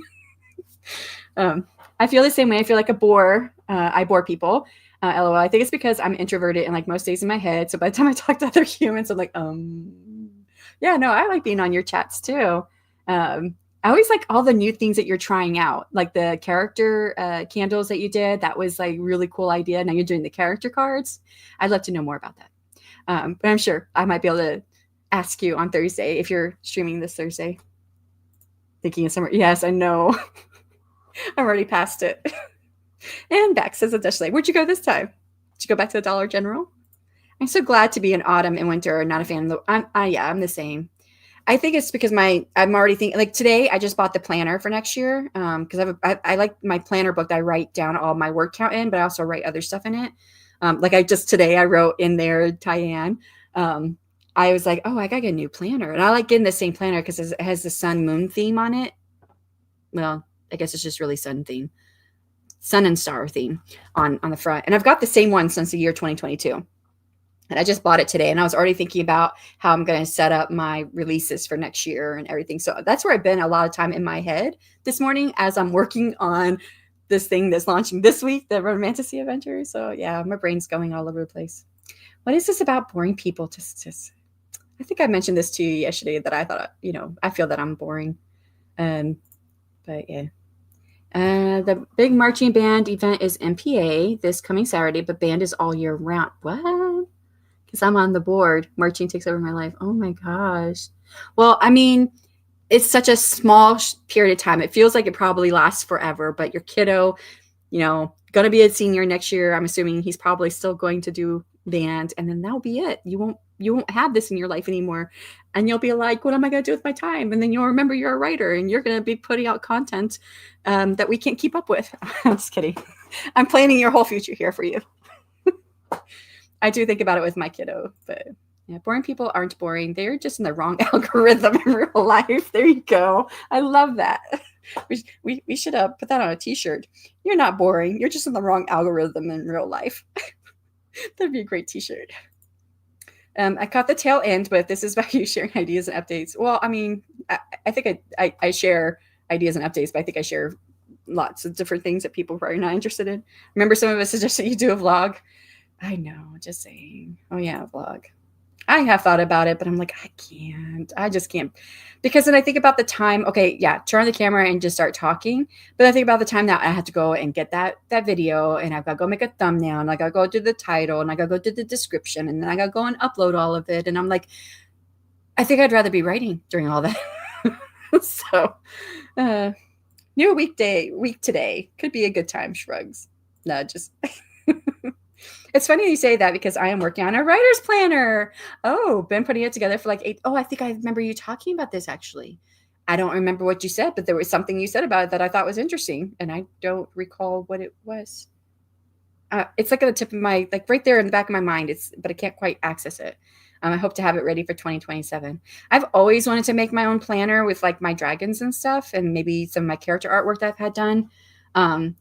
And then I just think about oh yes, I'd like to do that, but that will have to be after this, and this, and this, all these things I want to do, and I haven't done all those things yet. So it's it's probably never going to happen. But yeah, or a calendar even, like a calendar you put on the wall. I wish. LOL. He'll be in 11th grade next year. I thought he was a junior this year, so he's only a sophomore. So you get 2.5 more years to go then, not just one. Why did I think he was a junior? I don't know. Oh goodness, that should be a T-shirt, right? Yes, I think that should be a T-shirt. Re-algorithm. That's so true. Yeah, the perfect boring slogan. We'll have to remember this one.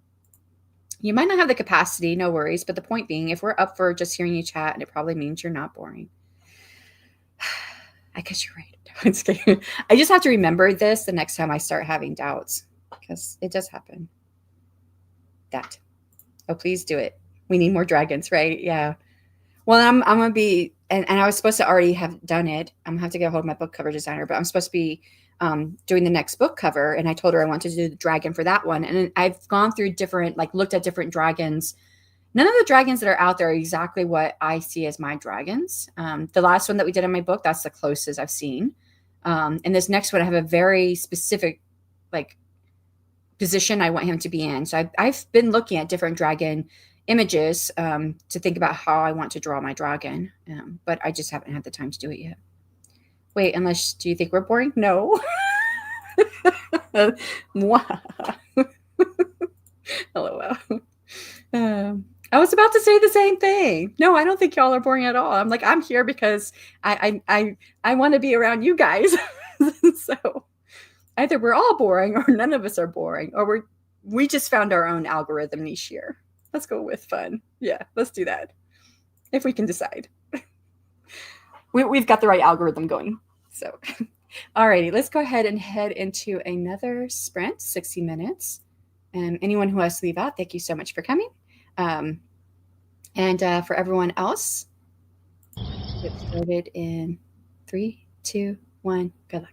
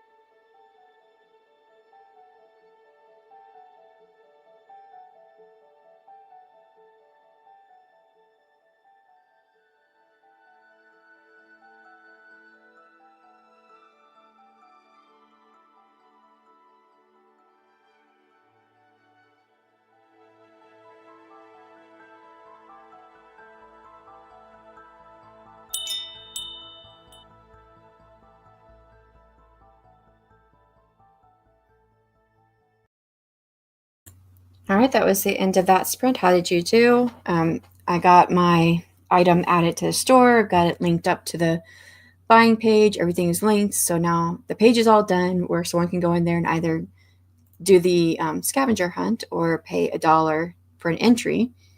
The last thing I was trying to do is figure out how to do a like confirmation page if someone did the dollar entry. So it should be like a confirmation, hey, successful, you bought this, whatever it is, right? Except I cannot find anything online that shows me how I can do the page. And so I went into like Perplexity and I was like, okay, why can't I find this anywhere? And they said, oh, because in 2025, Squarespace drastically changed its back end when dealing with some of this website code injection. And many people are having trouble with this. And I'm like, okay, so what do I do? And every step it was giving me to try out, none of it was working. And I was like, okay, I don't know how to do a confirmation page. You think this would be an easy button, like in the back end, to be like, I want a confirmation page when they pay $1 for this. And the confirmation page should say this. It should look like it should be like something was really easy, but I cannot find it. And I guess because they updated a bunch of stuff this year, there's nothing out there that anyone has been able to put out as a user manual for this. So I'm like, I don't know. I don't have to have a confirmation page, but I'd like to have one. So anyways, that's where I'm at. Left off with Aphrodite has said, I'm learning to draw them, but I have a long way to go, LOL. So draw the character cards, I think, is what she's talking about. Maybe the muggles may think we are boring, but we know the truth. We rock. Yes, Aphrodite, we'll take that. And hey, JC, how's it going? I hope you're having a great start to your week. I am. Lots of stuff happening. I go to the conference next week, so I'm trying to get stuff put together this week and have everything launch for my romantasy adventures. And I think I picked the day now as November 1st. I thought I might do it sometime midweek, but I just still have a lot of things I want to make sure are in place. But I do want to have it done before I leave on the 2nd of November, because I have cards coming in so that I can, if I can push myself to give out cards for the romantasy adventures when I'm at the conference. I have a feeling I'm going to go to the conference, my cards, and give them to nobody. But the idea is that I'm making these cards and pushing myself to do all this because I'm going to make sure I market myself, but we'll see what happens. But yeah, that's where I'm at. I hope you're having a great start to your week.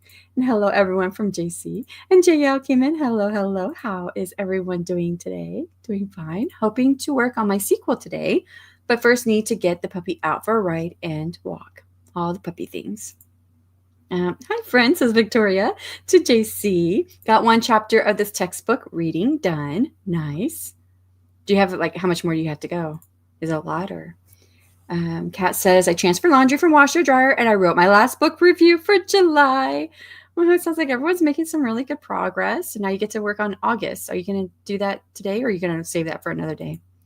Yes, it was a great class. I learned a few things out of order, so they make sense now. Don't you just love that? And then you have to make sense of it, but you got there, so that's cool. So hey, JC and JL from Adeshale. We actually have a lot of J's. We have JC, JL, JK. Hi, Dharma. How's it going? I'm editing audio. I'm on staycation this week, so taking advantage of the time off. I bet that's going to feel so good. I'm looking forward to time off in December, but I like take time off from the internet.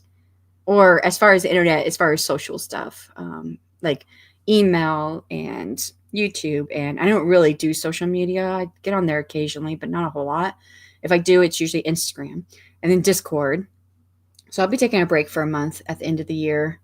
And I'm looking forward to that because usually I do spend like the first week usually sleeping a lot, reading, sleeping. And then I move into writing a whole lot. And I don't know. I'm trying not to... Y'all probably think I'm crazy, but I'm trying like not to write a whole lot anymore for the rest of the year, or at least until I get to my break, because I think I'm sitting at 832,000 words. I think that's what it was this morning. Let me look at it. I updated my word count from the write-a-thon this weekend. Overall, 832,917. And I know me, if I get into the high 900,000s and I'm close to the end of the year, I'm like, you know what? I'm going to hit 1 million. So I'm just going to sit here and write a whole bunch just to write to hit the 1 million. And that's not the reason why I want to write. But I mean, I just know that I'm going to do that to myself because I gamify my word count with myself. But I do still need to write. what is it? 22,000 more words this month if I'm going to hit my goal of 80K, but I'm okay if I don't meet it. I really am. I'm okay. Because I think I have too many things to do. Although Wednesday, I'll be doing a 12-hour writing. But I was wanting to revise. I really, really, really want to get this third story done and revised. And it still needs a lot of work. This is a story I wrote when I was sick. And revising doesn't add a whole lot of words. I revised the whole weekend. Although I did just like less than 200 words on Sunday. But I revised the whole weekend, and with those words added from Sunday, I'm sitting right around like 2,800 words is all I added. For 3 days of a write-a-thon, I only added 2,800 words for revisions. I think that's the only thing I worked on. Yeah, I only worked on that short story. So if I keep revising, I'm not going to add 22,000 words on Wednesday. So I'm telling myself it's okay to not meet my word count for all the words October. I still got a lot of words. So Victoria says just one more chapter. Okay, cool. So that's good. Got some dishes done and one poem read. Is it a good one to move into this new collection, or is this the one you moved over? Thankfully, they aren't too long and somewhat interesting. This last one was parasocial relationships. I bet that is interesting. Miss Page says, I have 45 minutes, not promised anything yet. Going to go play with my plot for a few minutes and see what falls out. Sounds like a plan. I like playing around with ideas. I said read. I meant read. Oh, you wrote a poem, but was rereading it when I missed the break. Well, I mean, you read it too. There you go. So you got one poem written and read. Nice. So you did the poem in one sprint. My poems always take me so long to write. That's really cool. Additionally says, I didn't get as much done as I'd like. Did some review of different patterns of writing, action, reaction, internalization, scene, sequel, etc. Kind of stuck in a transition scene. Yeah, transition scenes. Those are sometimes they're really needed just to ground the reader, and then sometimes they're not, and it's just extra fluff. This I always worry about my transition scenes. Like, do I actually need this scene? And I feel like, okay, if I take it all out, what am I losing? But sometimes you need that transition scene. I'm like assuming what your transition scene is. You could be saying transition scene and mean something totally different than what I'm thinking in my head. So, but yeah, it's been a minute since I've read about the action reaction. It's been a while. Is that okay, this happens and then, but this, like you're using like those word phrases to move into the next action and reaction. I think, I don't know if that's the same thing that you're reading, but that's what I kind of remember. I always get it mixed up, which words go which way. But then scene and sequel. I think scene and sequel is very interesting, but I think it's needed. And that's what it is. Scene and sequel is what I feel like is the key to understanding if you're reading AI books. Because AI does not do sequel very well. It does great with scenes, but that's what it is. That's what I was trying to figure out yesterday. Was it yesterday or the day before we were talking about this in the chat or somewhere? In AI books. Like, I'm pretty sure I have read AI books this year because I DNF like 1 or 2 books a year. And I've already DNF 12 books this year. So I think, and I think there was, most of those were, not all of them, but most of them I think were AI. I was reading it. I'm like, this thing that makes no sense. It's like going straight from this to that, to this to that. And like, where is the response to what's happening here? So that's like the action and reaction, right? Because sequel is like the response to something that's just happened. Instead, we're going from one action to the next action scene to the next, and there's no sequel. And I think that's AI. I think that's how you can tell if you have an AI book, because it doesn't tend to have the sequel. But yeah, this is real simple. From a vehicle to inside the Dollar General. Oh, okay. Yeah, that is real simple. You could do that like in a sentence. Unless like something happens on the way. Yes. Makes sense to me, says Eva. It jumped on me. Oh, it jumped on me again. I haven't read AI books, but I've read bad books, and not understanding scene sequel being part of bad books makes sense. Editing can fix it, so don't fret if anyone is nervous now. Yeah. I mean, I'm assuming they're AI. I don't know. I feel that they're AI because I can't recall, and maybe I just didn't look, but I'm pretty sure none of the authors are advertising this is an AI written book. I'm just reading it, and it's just so much bad writing this year of what I've read. Maybe I'm just coming across bad books this year. That could be it. But I feel like some of it is AI. I always did tell myself I was going to go back and read that story, or what was it? Oh yeah, it was a short story idea. I had an outline for a short story idea.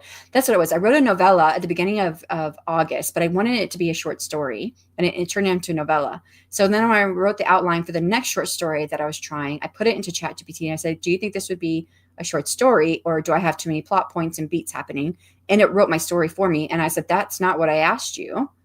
And I never did read it. And I always told myself I should go back and read it to see if I could find some of the things happening that I'm reading in some of the books I'm reading this year. But I never did go back and read it. I should have. I always said I was going to, but I never did. But yeah, I figured it out. I did, and eventually write short stories. Although I think that this book that I'm working on, this third short story, probably should have been a full book because I keep adding too many words. It's over the word count now. I'm gonna have to cut a lot. And that's interesting. Learning and editing are both learned skills. Yeah, they are. But then it's also hard, right, to do your own if you're too close to it. Scene and sequel, that makes a lot of sense, especially since the sequel has feelings, analysis, action, and some other parts. Yeah, exactly. Yeah, that's why I feel like some of the books I've read this year were AI. I've never read so many books that was lacking in the storytelling. Oh, wow. AI likes a lot of metaphors and many of them are weird, right? Yeah, I've heard that before. I should see if I can start finding that. If I feel like another book I'm reading is AI, I'm going to see if I can find something like that. That would be interesting. I've been looking through several books that touch on it. Deborah Chester's, James Scott Bell, Sun Chia, and Dwayne, but I'm not there yet.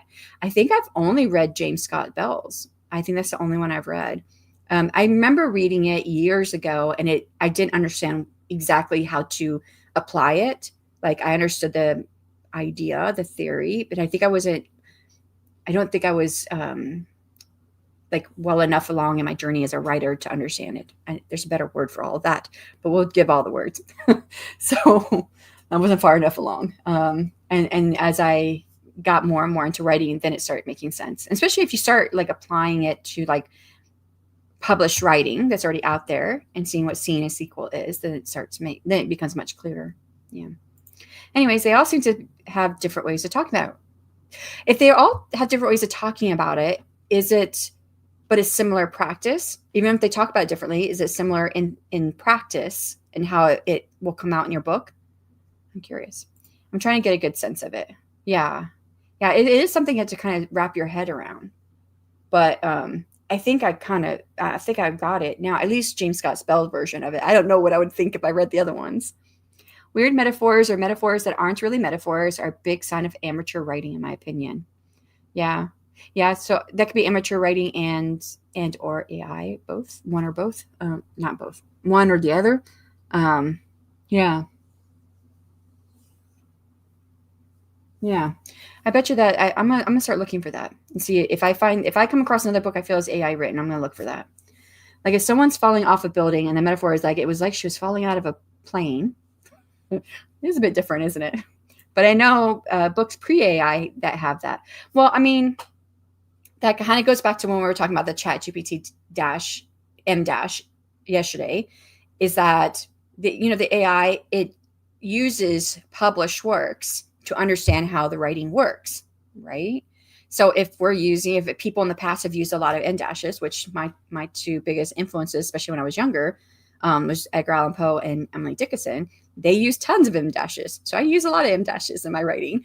But if it's learning from that, then that's what's going to give us. So, and many of us, we do learn from the previous great people who were writing before us, or at least those that we admired in their writing skills. So, yeah.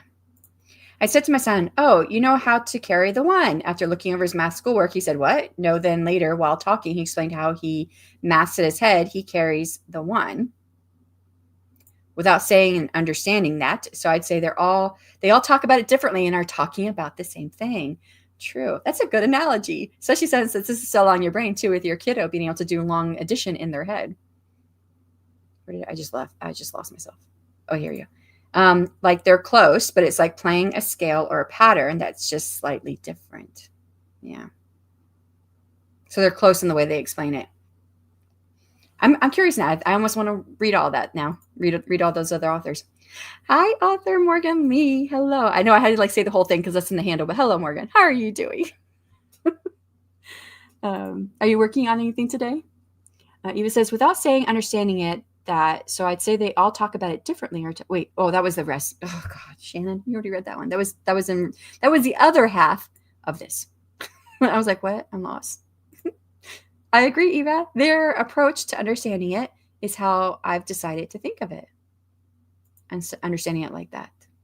Yeah, I love using M dashes. I'm trying to tone it down. Me too. I'm like purposely toning it down. Like I was getting my book prepped for the pre-order a couple weekends ago, and I was like in the prologue, and I was like, there's M dash. Okay, yeah, it's okay. I'm looking for the down page. Oh, there's another M dash. Oh, well, maybe I should take out one of these. And so now it's like in my head because that's the last thing I want someone to do. Because I am pro AI. The last thing I want is someone to say that the AI is actually writing for me. I do use AI. I use it for all the things that I really don't want to be doing.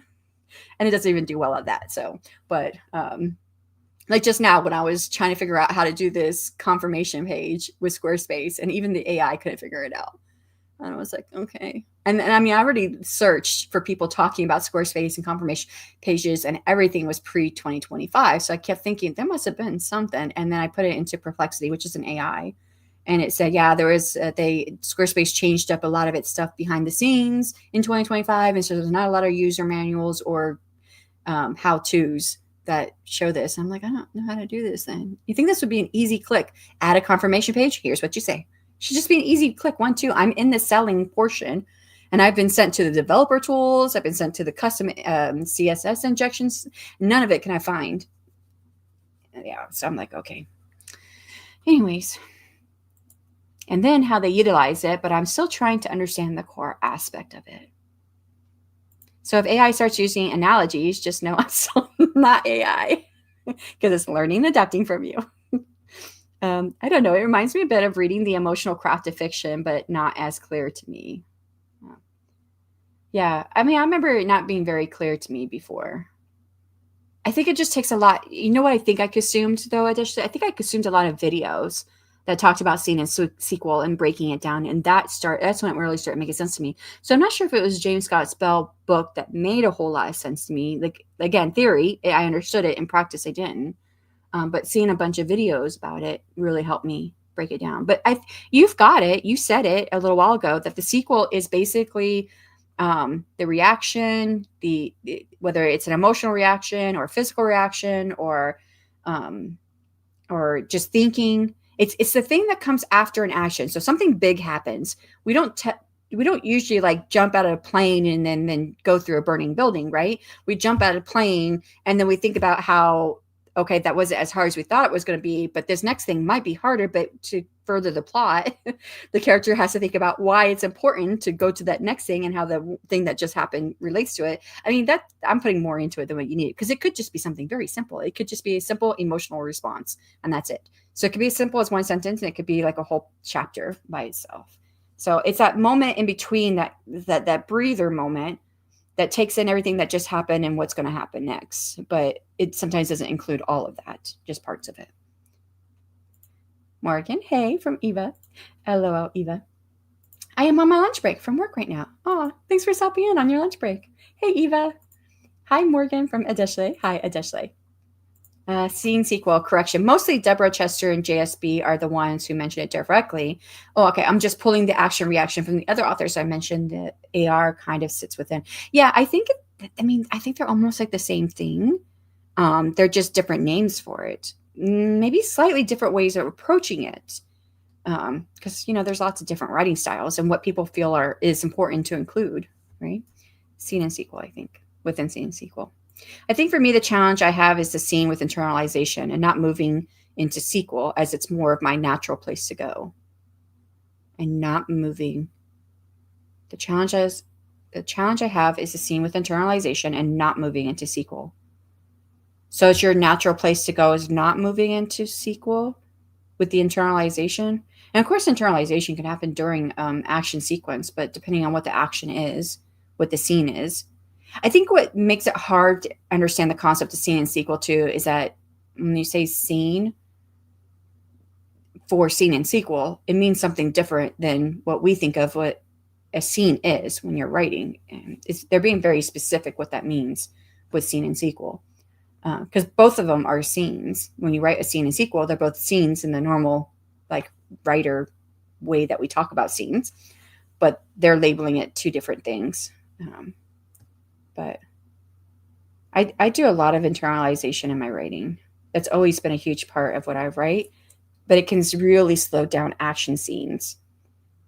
But so that's doing dictation has really helped me with that, with getting it in the right places, internalization, because my dictation tends to be mostly dialogue, and then I layer in everything else, and that's helped me quite a bit, actually. I think it's improved my writing by dictating. Let me clarify. If the scene and sequel are the big pieces, as I'm understanding, the action reaction is a smaller chain that fits in, but sometimes you have like a line of internalization. Well, the reaction could be internalization. Yeah, I'm trying to remember what I read about action and reaction. It's been a long time since I read about it. Because action and reaction, you could have both happening back and forth, back and forth, back and forth within a single scene. But internalization is so close to the aspects of sequel that it's hard for me not to just go there, to just not go to sequel. Like, okay. Okay, so you're saying that while you're writing your scene, you tend to go into sequel because you're internalizing. And you're seeing, you're doing the internalization, not you internalizing. You're doing the internalization. And by doing that, you feel like you're flipping into sequel in the middle of a scene because you're also trying to hit that action reaction. Yes. I get that because I think I have felt that too before. So that's why I said I tend to have a lot of internalization in my writing. And I think that's where dictation has helped me, where I do mostly dialogue. And the prose I have doesn't often have like anything that's usable because I'm writing it in a stream of consciousness format when I'm doing the dictation. So that has helped me with like not having too much internalization. I have a lot more internalization in my trilogy, my fantasy trilogy, than I have in my first book per se. Like because with A Curse of Scales and Feathers, I dictated most of that. So like the first draft was only 23,000 words, but it was only dialogue. So and then I'm not even using half of that dialogue. I did still use some of it, but I feel like sequel is more like the characters get to breathe. Yeah. Yeah. It is. It's like a moment of reflection. And there could still be action happening, but it's like a lesser degree. Like it could be like making a peanut butter and jelly sandwich versus jumping off the building or whatever. Yeah, like action should be action, not, oh, I'm thinking about all this stuff about what's happening. LOL. Yeah. Yes. See, and yes, that's where I have a lot of internalization in my first trilogy. I never even realized that's how much I wrote until like I think Margaret did a review, or she told me. I don't remember now, but she read Blood of the Lily and she was like, your characters think a lot. And I was like, oh, yeah, I guess I do. I do that. So where the reaction can happen in the moment, but the character. I don't know if I'm missing a word, but I feel like the sequel is more like the characters get to breathe, where the reaction can happen in the moment. But the character's thoughts are interrupted by the action. Yeah. Or, I mean, I think sequels also like used to like reflect on what just happened and what the next step in the plan is. Like, especially if you have if you're writing genre fiction where it's plot heavy, where like there's a goal of like, we've got to steal the crown jewels. And so they do the first thing and it doesn't work. And so they reflect on it and then they go to plan B and then they try that, something like that. But at least that's one way to do it. Yes. I think there's lots and lots of different ways to do the sequel. And like I said, I'm pretty sure that James Scott Bell said this in his book too. Like sequel could be like a single sentence. And then sometimes it could be a whole chapter. Yeah. So those of us who like to internalize things. for our characters. We have to learn to like kind of move it a little bit. Yeah, that makes sense. I feel like it's more complicated with literary fiction, realistic contemporary. Yeah, yeah, definitely more complicated there. So, all right, let's go ahead and get another sprint going. We'll be at 1:30. Will this be our last one? I don't know. We'll see. I'll see how everyone. He did say that. Okay, okay. I thought that he did, but I was like, it's been well over a decade since I've read his books, so I couldn't remember. um, but okay. I don't know if this will be the last sprint. It will either be the last one or the second to last one, depending on where you guys all feel after this one's over. So for anyone who has to leave out, thank you so much for coming. And for everyone else, we'll get started on the next sprint in 3, 2, 1. Good luck.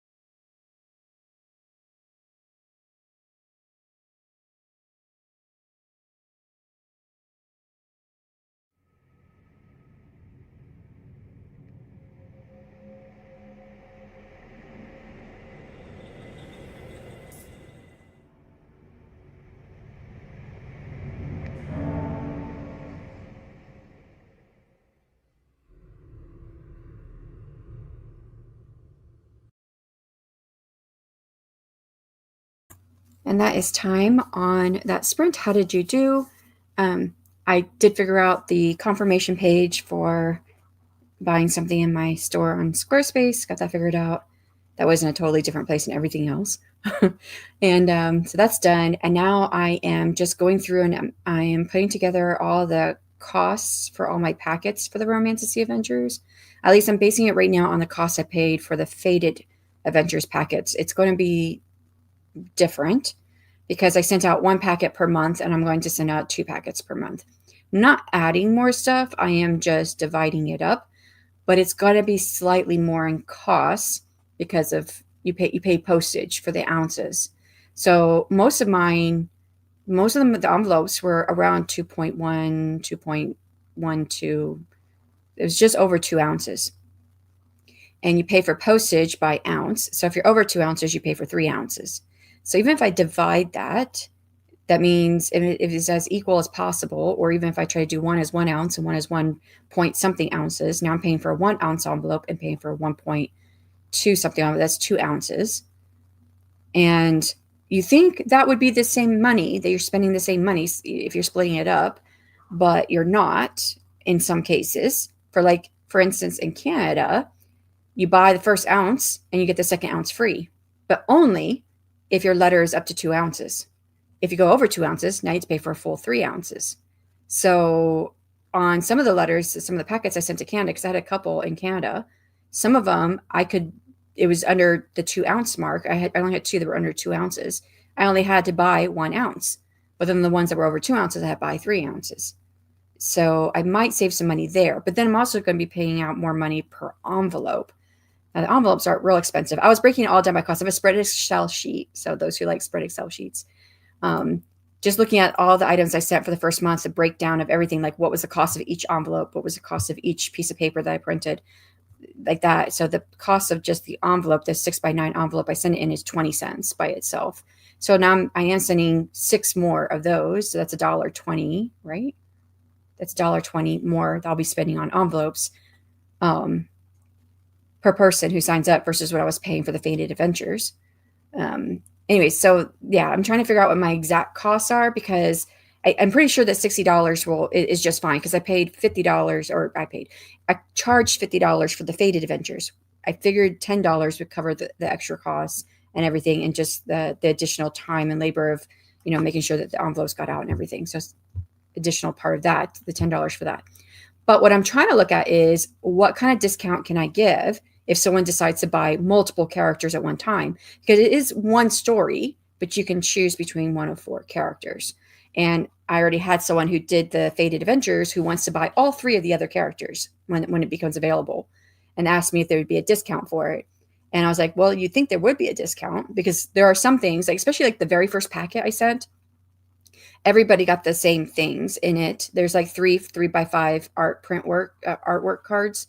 And it's the magic system, Nithral, the overall area, and then Navarre Academy, so an image of the Academy.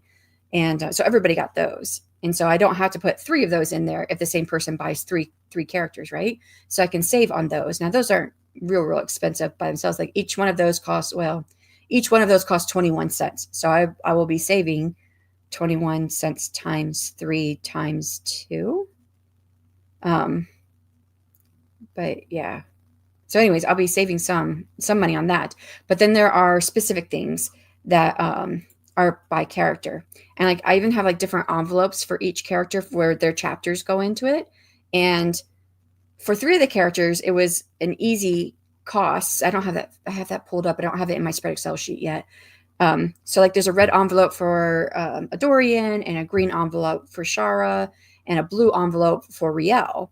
But for Garnexus, I was like, what color envelope am I going to get for her? And there weren't really a whole lot of other colors to choose from that was in the same price range. And like I thought, well, yellow, but yellow doesn't really go. She has red hair, but that red went for a Dorian, who is fire element. She's a metal element. So I thought, okay, maybe gray or silver. And I found one that was the least expensive, but oh gosh, my speech to text is still on. I had my speech to text on last time on the last break, and I had like 4,900 words. I said, let me delete what I just wrote in here. I have this on to help me with like some of the taxes costs. I'm using ChatGPT for that because like they're like the envelopes. I bought all the envelopes in one go, in one order on Amazon, and you get charged taxes. And I was like, okay, I know I can figure this out, but I don't want to put the money, the energy toward figuring out how to split these taxes up per envelope, type that I bought. So I just put it all into ChatGPT and let it work it out while I was doing other stuff. And so I had used the speech to text to just type up my prompt. But yeah. And then I was also calculating my because I know that the stamps changed in July, and I put in the ounces for each envelope, and I was like, okay, what's the total cost for postage now? I put all that to ChatGPT too with the postage change here in the U.S. So I just got that back, so I can calculate that. Anyways, I'm trying to calculate each one so I can make sure that I can give a discount if someone buys multiple characters, and that the discount doesn't equal me losing money, but then it also equals worth the value, if that makes sense. Anyways, that's what I'm working on. Do y'all feel like wanting to do another sprint? I'm going to keep on going, but if y'all are done sprinting, then I will go on. I will in the stream, but I'm going to continue doing this. I'm actually kind of like this. I like doing figures and numbers. I like numbers. I may not always do them right, which is why I use a spread Excel sheet, because it's going to figure it out right for me. But so this is like a different challenge than me coding my website, which is what I've been doing all morning. And so I'm kind of excited because I'm doing something different. So left off with talking about, we were talking about Scene and Sequel with James Scott Bell and what he wrote about it. Oxford Comma came in. Hello. Made it for the last sprint. Woohoo. I'm thinking about doing another sprint if you want to do another one. I don't know if anyone is up for another one. If not, we can end it here. I usually try to end around 2, but sometimes I've gone a little bit longer. And I'm going to continue working on this. So, oh, you're still live. Then I'll stay and get some work done during this last sprint. Woohoo. Everyone keeps thinking it's my last sprint, so maybe it should be my last sprint. I don't know. You all tell me. And I'm back. Welcome back, Devin. Jocelyn Sutton, howdy peeps. Got a busy day ahead, so I'm multitasking and being productive in all kinds of ways, and happy sprinting. Shannon, we used the same name again. We did? Your scavenger hunt, Professor Vane. My character is Zarek and Torin Vane. Oh, it probably spelled it. Yeah, I pronounce it Vane, so it's really close. Did I tell you, Devin? I've told myself to write this book down. It's in my list. I've read 189 books. At least that's what I've written down. I've read more books since then, because that was last Monday when I wrote down my books. There was a book I came across. I feel like I might have told you, but I don't know. I came across this book that had Wintermere in it. So I have a Wintermere. And it had, not a Dorian, Shara. It had a Shara in it. Not a Riel. It had another one of my names, and it also had an Aster. And I was like, how does this book have 4 names for my romantasy adventures, my fated adventures? And I hadn't read it before. And I'm not saying they got it from me, and I didn't get it from them because they were published before me. But I'd never read the book before I came up with my ideas. And I like pick the names very specifically, like for very specific reasons. They mean things, and they're applied to that person, place, or whatever for very specific reasons. So it's not like I just like, oh, that sounds like a cool name, let me use it. They all mean something. So it just was kind of interesting to me. And then, of course, I was thinking of you because Aster, and you have an Aster, I have an Aster, and this book also had an Aster. But not only did this book have an Aster, the Wintermere and Shara, whatever. It was one other name it had that was the same. It was like a side character or something. I don't remember now. But it was another. It was 4 names altogether that it had that was the same as mine. Now that I'm saying this, I think I remember the series that it came from. I think I could find it again. But yeah. Anyways, yes, there we go. The old Excel. Kat says, I'm sore and tired after my yard work. Yard work can do it to you. Were you able to make good progress? Re-envelope, so cool. Yeah, I like doing the envelopes, the different envelopes for it. And the one I got for Garnexus is like a silver or gray color, but I think I was trying to get to a point of saying that envelope costs a whole lot more than the other envelopes. So, because that was $22.42 for 25 of them, which is a whole lot of money compared to the other ones, which was 100 of them. Nope, that's not the right one. Where's my receipt? Where did my receipt go? Did I close it? I might have closed it. One. I haven't even figured that out. My other ones are there were 50 packs instead of 25, and I got them for $9.99. So for Garnexus, it was so much more expensive. Yeah. So for anyone who gets Garnexus, it's a much more expensive envelope. I'm paying a lot more for Garnexus than any of the other characters. And it's just because I couldn't decide what envelope to get it. Like I just went to one of these where I got the blue envelopes, and they have blue.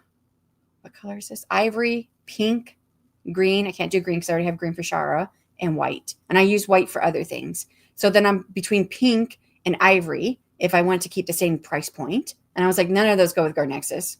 Nope, none of those go with Garnexus. Yeah. And then the green ones, that was 50 for $9.99. Oh, that's the same one. That's the same brand. But the same brand as the blue, but the red is different. The red came from somewhere else. But that one's also $9.99 for 50. And they have ivory, pink, sage green, a baby blue, rose pink. So they have pink and rose pink. Oh, they have gray. Maybe I should do the gray now. Oh, no, it's not available. That's probably why I didn't get it. They don't have it available. They don't have it available in the size that I need, because I need 5x7s. And they didn't. It's an A9 envelope, and it's not available in gray. So yeah, I couldn't find anything that would give it to me. Yeah, they only have it as an A7, 5.5 by, or 5.25 by 7, 2.5. That wouldn't fit what I would need. So I spent a lot of time looking at envelopes trying to find something for Garnexus, because I was like, red would go with her. And I thought, well, if I could find orange, I could do orange for Ardorian, because he's fire, which is orange and reds. And his hair is kind of orange and reds. And I was like, or I could do black, but then that would be hard to put a number on it, because I put numbers on the envelope so they know which envelope to open. And I have a stamp, and the stamp is black ink. I don't have any other ink color. And so it would look so different. And I'd have to pay for that, but maybe paying for a different ink color would be less expensive than paying for those expensive envelopes. But I remember I was running out of time because no one had chosen Garnexus. And so I hadn't put together like her stuff at all because no one chose her. But I had 2 people late choosing a character. Like we were already into the second month. The second month packets were already out when they finally chose their character. And one of them chose Garnexus. So then I had to scramble to find something for her. And I was like, quick. But yeah, it was more expensive. I almost missed a chat. Well, you didn't. You're here. LOL. Speak to text. Well, there's a lot to talk about last sprint. And there was. It was a lot that I had in my speech to text program. Additionally, yeah, we got a full load of mulch, and it was taken to a woman that wanted it. Nice. I love that. Helping out. Awesome, Cat. Sure, another sprint. Okay, Cat says another sprint. I'm good with another sprint. Cool. You jumped on me. Come on, click. There we go. I'm still working on my truck transition scene. You must have a lot to say with that transition, because I was like, you could do that in like one sentence, but you must have a lot you really want to put in there. Probably a bunch of introspective stuff, huh? I put clean sheets on my bed, popped lunch in the toaster oven, and I haven't eaten lunch. I should do that. And wrote a book review for August 1st. Oh, August list, not first. But yes, August list. There you go. That's cool. You got to start in August. There's a lot happening, as in multiple monsters. Oh, okay. So this is what you're thinking for the transition. His partner's getting set up, drawing the creatures away so the current MC can go through the front door and do hero stuff, etc. I don't know, Adeshle. It sounds like you're in a transitional period that's leading into high action, coming from high action. And I would think that you don't want to keep that. You don't want to have that sequel to be too long. Then that would be my thought, just from what you're saying. But again, I don't really know what's in your story. So sprint. Okay, I need to do digital book plates. Oh, cool. Did you figure it out? What you're going to do? Names and books. My sister told me about a book with a Tanis out in the world. My Tanis has 2 N's. So it's not quite the same, but yeah, 2 N's. So I guess your Tanis with 2 N's doesn't go with Shannon with 1 N. I was thinking about getting different envelopes per book, but ultimately decided not to. I do have brown for letters from the author. And I do have the brown envelopes too, but those are for like, the Academy like stuff that So it's very specific. So the brown envelopes are for like the 3x5 cards that are artwork, or to hold anything else that is Academy related. And then I have the lavender envelopes. And so if you ever see a lavender envelope in there, which I know you know, Devin, but the lavender envelopes were always for a message or a letter from Isa, who's the Grand Magister of the Academy. So yeah, I had figured some of that stuff out. And then I got black envelopes, and I used those for a puzzle piece for like a mini scavenger hunt in month 5, which I'm not going to even keep. So I don't know what I'm going to do with that. It didn't work out the way I wanted. I got puzzle pieces. There were 4. There were puzzles that were blank that had 4 pieces. And what I thought, well, 4 characters. And if I was making interactive, then I could give each of the 4 characters, like the people who were getting those characters, they would get a different puzzle piece. So then you could like collect all 4 puzzle pieces and eventually, or just share with other people in the interactive portion that was on Discord. But by the time we got to that point, not even half of the people got on Discord who were doing the Fated Adventures. So I was like, this is going to be worthless. Like, people can't share what their puzzle piece looks like if they're not all on there. And then of course, I thought about Discord being not my platform. And if they change things up one day, then I'd have to change my entire Fated Adventures to match how they're changing. So I thought, well, I should just take out that portion. And then it was my idea was to print an image onto a sticker that was as big as the puzzle piece, the puzzle altogether, and then cut up the puzzle pieces using an X-Acto knife. And I couldn't get it to cut right. It just looked terrible. And I thought, forget it. So then I just printed QR codes on the sticker sheets, and then cut out the sticker QR code and put it on the puzzle piece. So I didn't get it to work at all how I envisioned it. So I'm not going to do the puzzle pieces again. But yeah. Thanks. I'm at what I guess is the sequel part. They're driven to the creatures away from the front door gates. LOL. It's giving him a moment to think. Yeah, but it feels like it's that moment where everybody's like, stop kissing and just get back to the action. Don't you see they're about to, the bad guy is about to get you? So if it's like one of those moments, you probably don't want to do a long sequel. I'm going to keep the sequel tight. Then time to bust down the doors and action. All right, let's go ahead and get into the final sprint then. Anyone who has to leave out, thank you so much for coming. From everyone else, one last sprint. And we'll get started in 3, 2, 1. Good luck.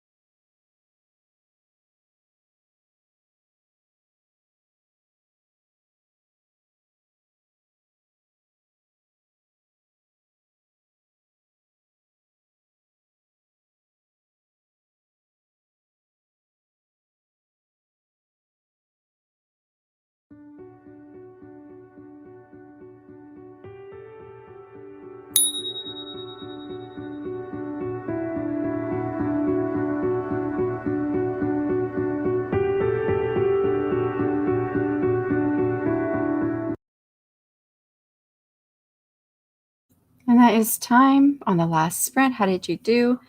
I'm still figuring out my actual costs for my romantasy adventures, just to make sure I can see what kind of discount I can give if someone buys multiples. And there's 6 months altogether, and I'm almost done with the third month, so I'm about halfway through. And it's going faster now that I have a system set in place with my spreadsheet, because I was like just designing my spreadsheet from the bottom up, ground up, whatever you want to say that. Yeah. Let's see where I left off. Devin says, I'm going to sign book plates on my tablet and save them under the backer's name and then upload as PDF. So that way, it's going to be like a specific signature for each person. So like they'll all get their own unique signature. That's kind of cool. Then upload as PDF or message the backer directly. Signing them first. Digital rewards are going out soon. And that is cool. Yep. Not to mention, what if Discord goes down again? It froze. Oh, yes. I remember that. Yeah. We were just talking about, yeah, that's the thing when you have to rely on other sites. For anything that you're doing, right? If your livelihood is on another site that you don't own, and you chance that, you even chance that when you have like a website, right? If Squarespace goes down, don't have my website for a little while. So y'all do some of the coolest things. We try. I like doing different stuff. Like I said, I get bored easy. So like I'll start doing something and then I'm like, oh, why don't you try something else? I'll try this. What is this like? That's part of it. And then of course the other part of it is I hate it relying on just Amazon. Sorry, I'm like not getting comfortable here in my chair. So I'm probably making lots of noise in my chair. But not relying just, I don't like to just rely on Amazon for all the book sales. Plus you don't know who you're actually connecting with, because someone could read your book, they could buy it, they may not read it. If they do read it, they may not do anything else, but they may come to your newsletter list, but you don't know if it's them, like they're a person who bought it on Amazon, unless you like pull all your people. But where Kickstarter and other things like that helps you to connect directly to your readers, and that is a really cool thing about it. So Oxford Comma said, I got an idea the other day for a fantasy series. I just got an idea for another fantasy series too, like yesterday. 4K words of world building so far. Going to try and work on it soon. I don't think I'm going to work on mine anytime soon because I have enough things to work on. But mine's just going to percolate in the back of my head for a little while. I'll probably start working on it next year sometime. Cool, Oxford comma. Hello from Vixen of Fiction. Hello, Nia. How's it going? I'm getting a late start today. Kiddo had an appointment. Sometimes it happens. Hopefully you were able to get some work done. That was the last sprint for us here. I just got back from walking the dog. Now time to eat. Then we'll look over notes for the sequel. I love that feeling when you're at the beginning of a project. It's one of my favorite feelings. And I think that's why I like to spend a lot of time developing ideas too, because you're at the beginning of something. Not that I don't like writing the story, because I do love that part too, but like there's something different about the start of something. So I envy you where you're at right now. I'm not at the start of anything at the moment. I'm revising. So when I'm writing, I'm not writing today. Trying to keep busy as I wait for feedback from the editor and beta readers. Swear time slows down when you're anticipating something important, right? Yeah. Sadly, I must depart for the grocery store. Thanks to Adeshale. So, all right. Thank you so much for being here. Bye, Devin. That wasn't too long ago, but just missed you. So hopefully you were able to get some. I don't know if you got any work writing done today, but I know you got some other stuff done. I've been in and out of Zoom calls and several more scheduled today. Can't keep up with y'all, but sending hugs and the words, happy Monday. Thank you so much, Miss Page. No worries. That was the last sprint. So I hopefully your calls go well for the rest of the day. Kat says, I did well. Wrote 3 more book reviews. I'd say you did well. All 3 are from a series. Read 1 in August, 1 in September, 1 in October. I like being caught up with the series. I also folded and put away laundry from the dryer. Wow, you were staying really busy. Very productive too. And I ate lunch. I did not eat. Chicken Alfredo sounds yummy though. I did write my sequel. I may or may not keep it. Are you talking about the current? Oh, the sequel. I'm thinking sequel like back here with, JL talking about writing the sequel, right? So I was stuck in there. I'm like, oh, wait, sequel. See, I think that's what part of that makes scene and sequel so hard to wrap your mind around, because you get scene means a certain thing. And even sequel has its own meaning. And they're trying to use these same words, but in a different way to mean something totally different. Still in the writing, but different. And I almost like the action reaction better, but then the way that is talked about is slightly different from scene and sequel. So I did write my sequel. I may or may not keep it. Yeah. I mean, at least you've got it there. So you can let it, you're like me, you have intellection, right? So intellection, we think about things for a long time. So just let it sit there and it's going to work out in your subconscious. And maybe in the future, when you come back to it, you'll be like, I don't really need this, or this is how I can fix it, or it works just as is. Yeah, hopefully. That's how it works for me. Like if I'm not sure, I just let it percolate for a while in my brain. I like the action and reaction. The other part for me is just figuring out how to keep chaining the action. Yeah. And thanks. I think it's a good place to end the stream. Thank you, everybody, so much for joining me today. I'll be back tomorrow with the time sprints, three of them total. And hopefully you guys continue to have some good progress throughout the day. Bye, y'all.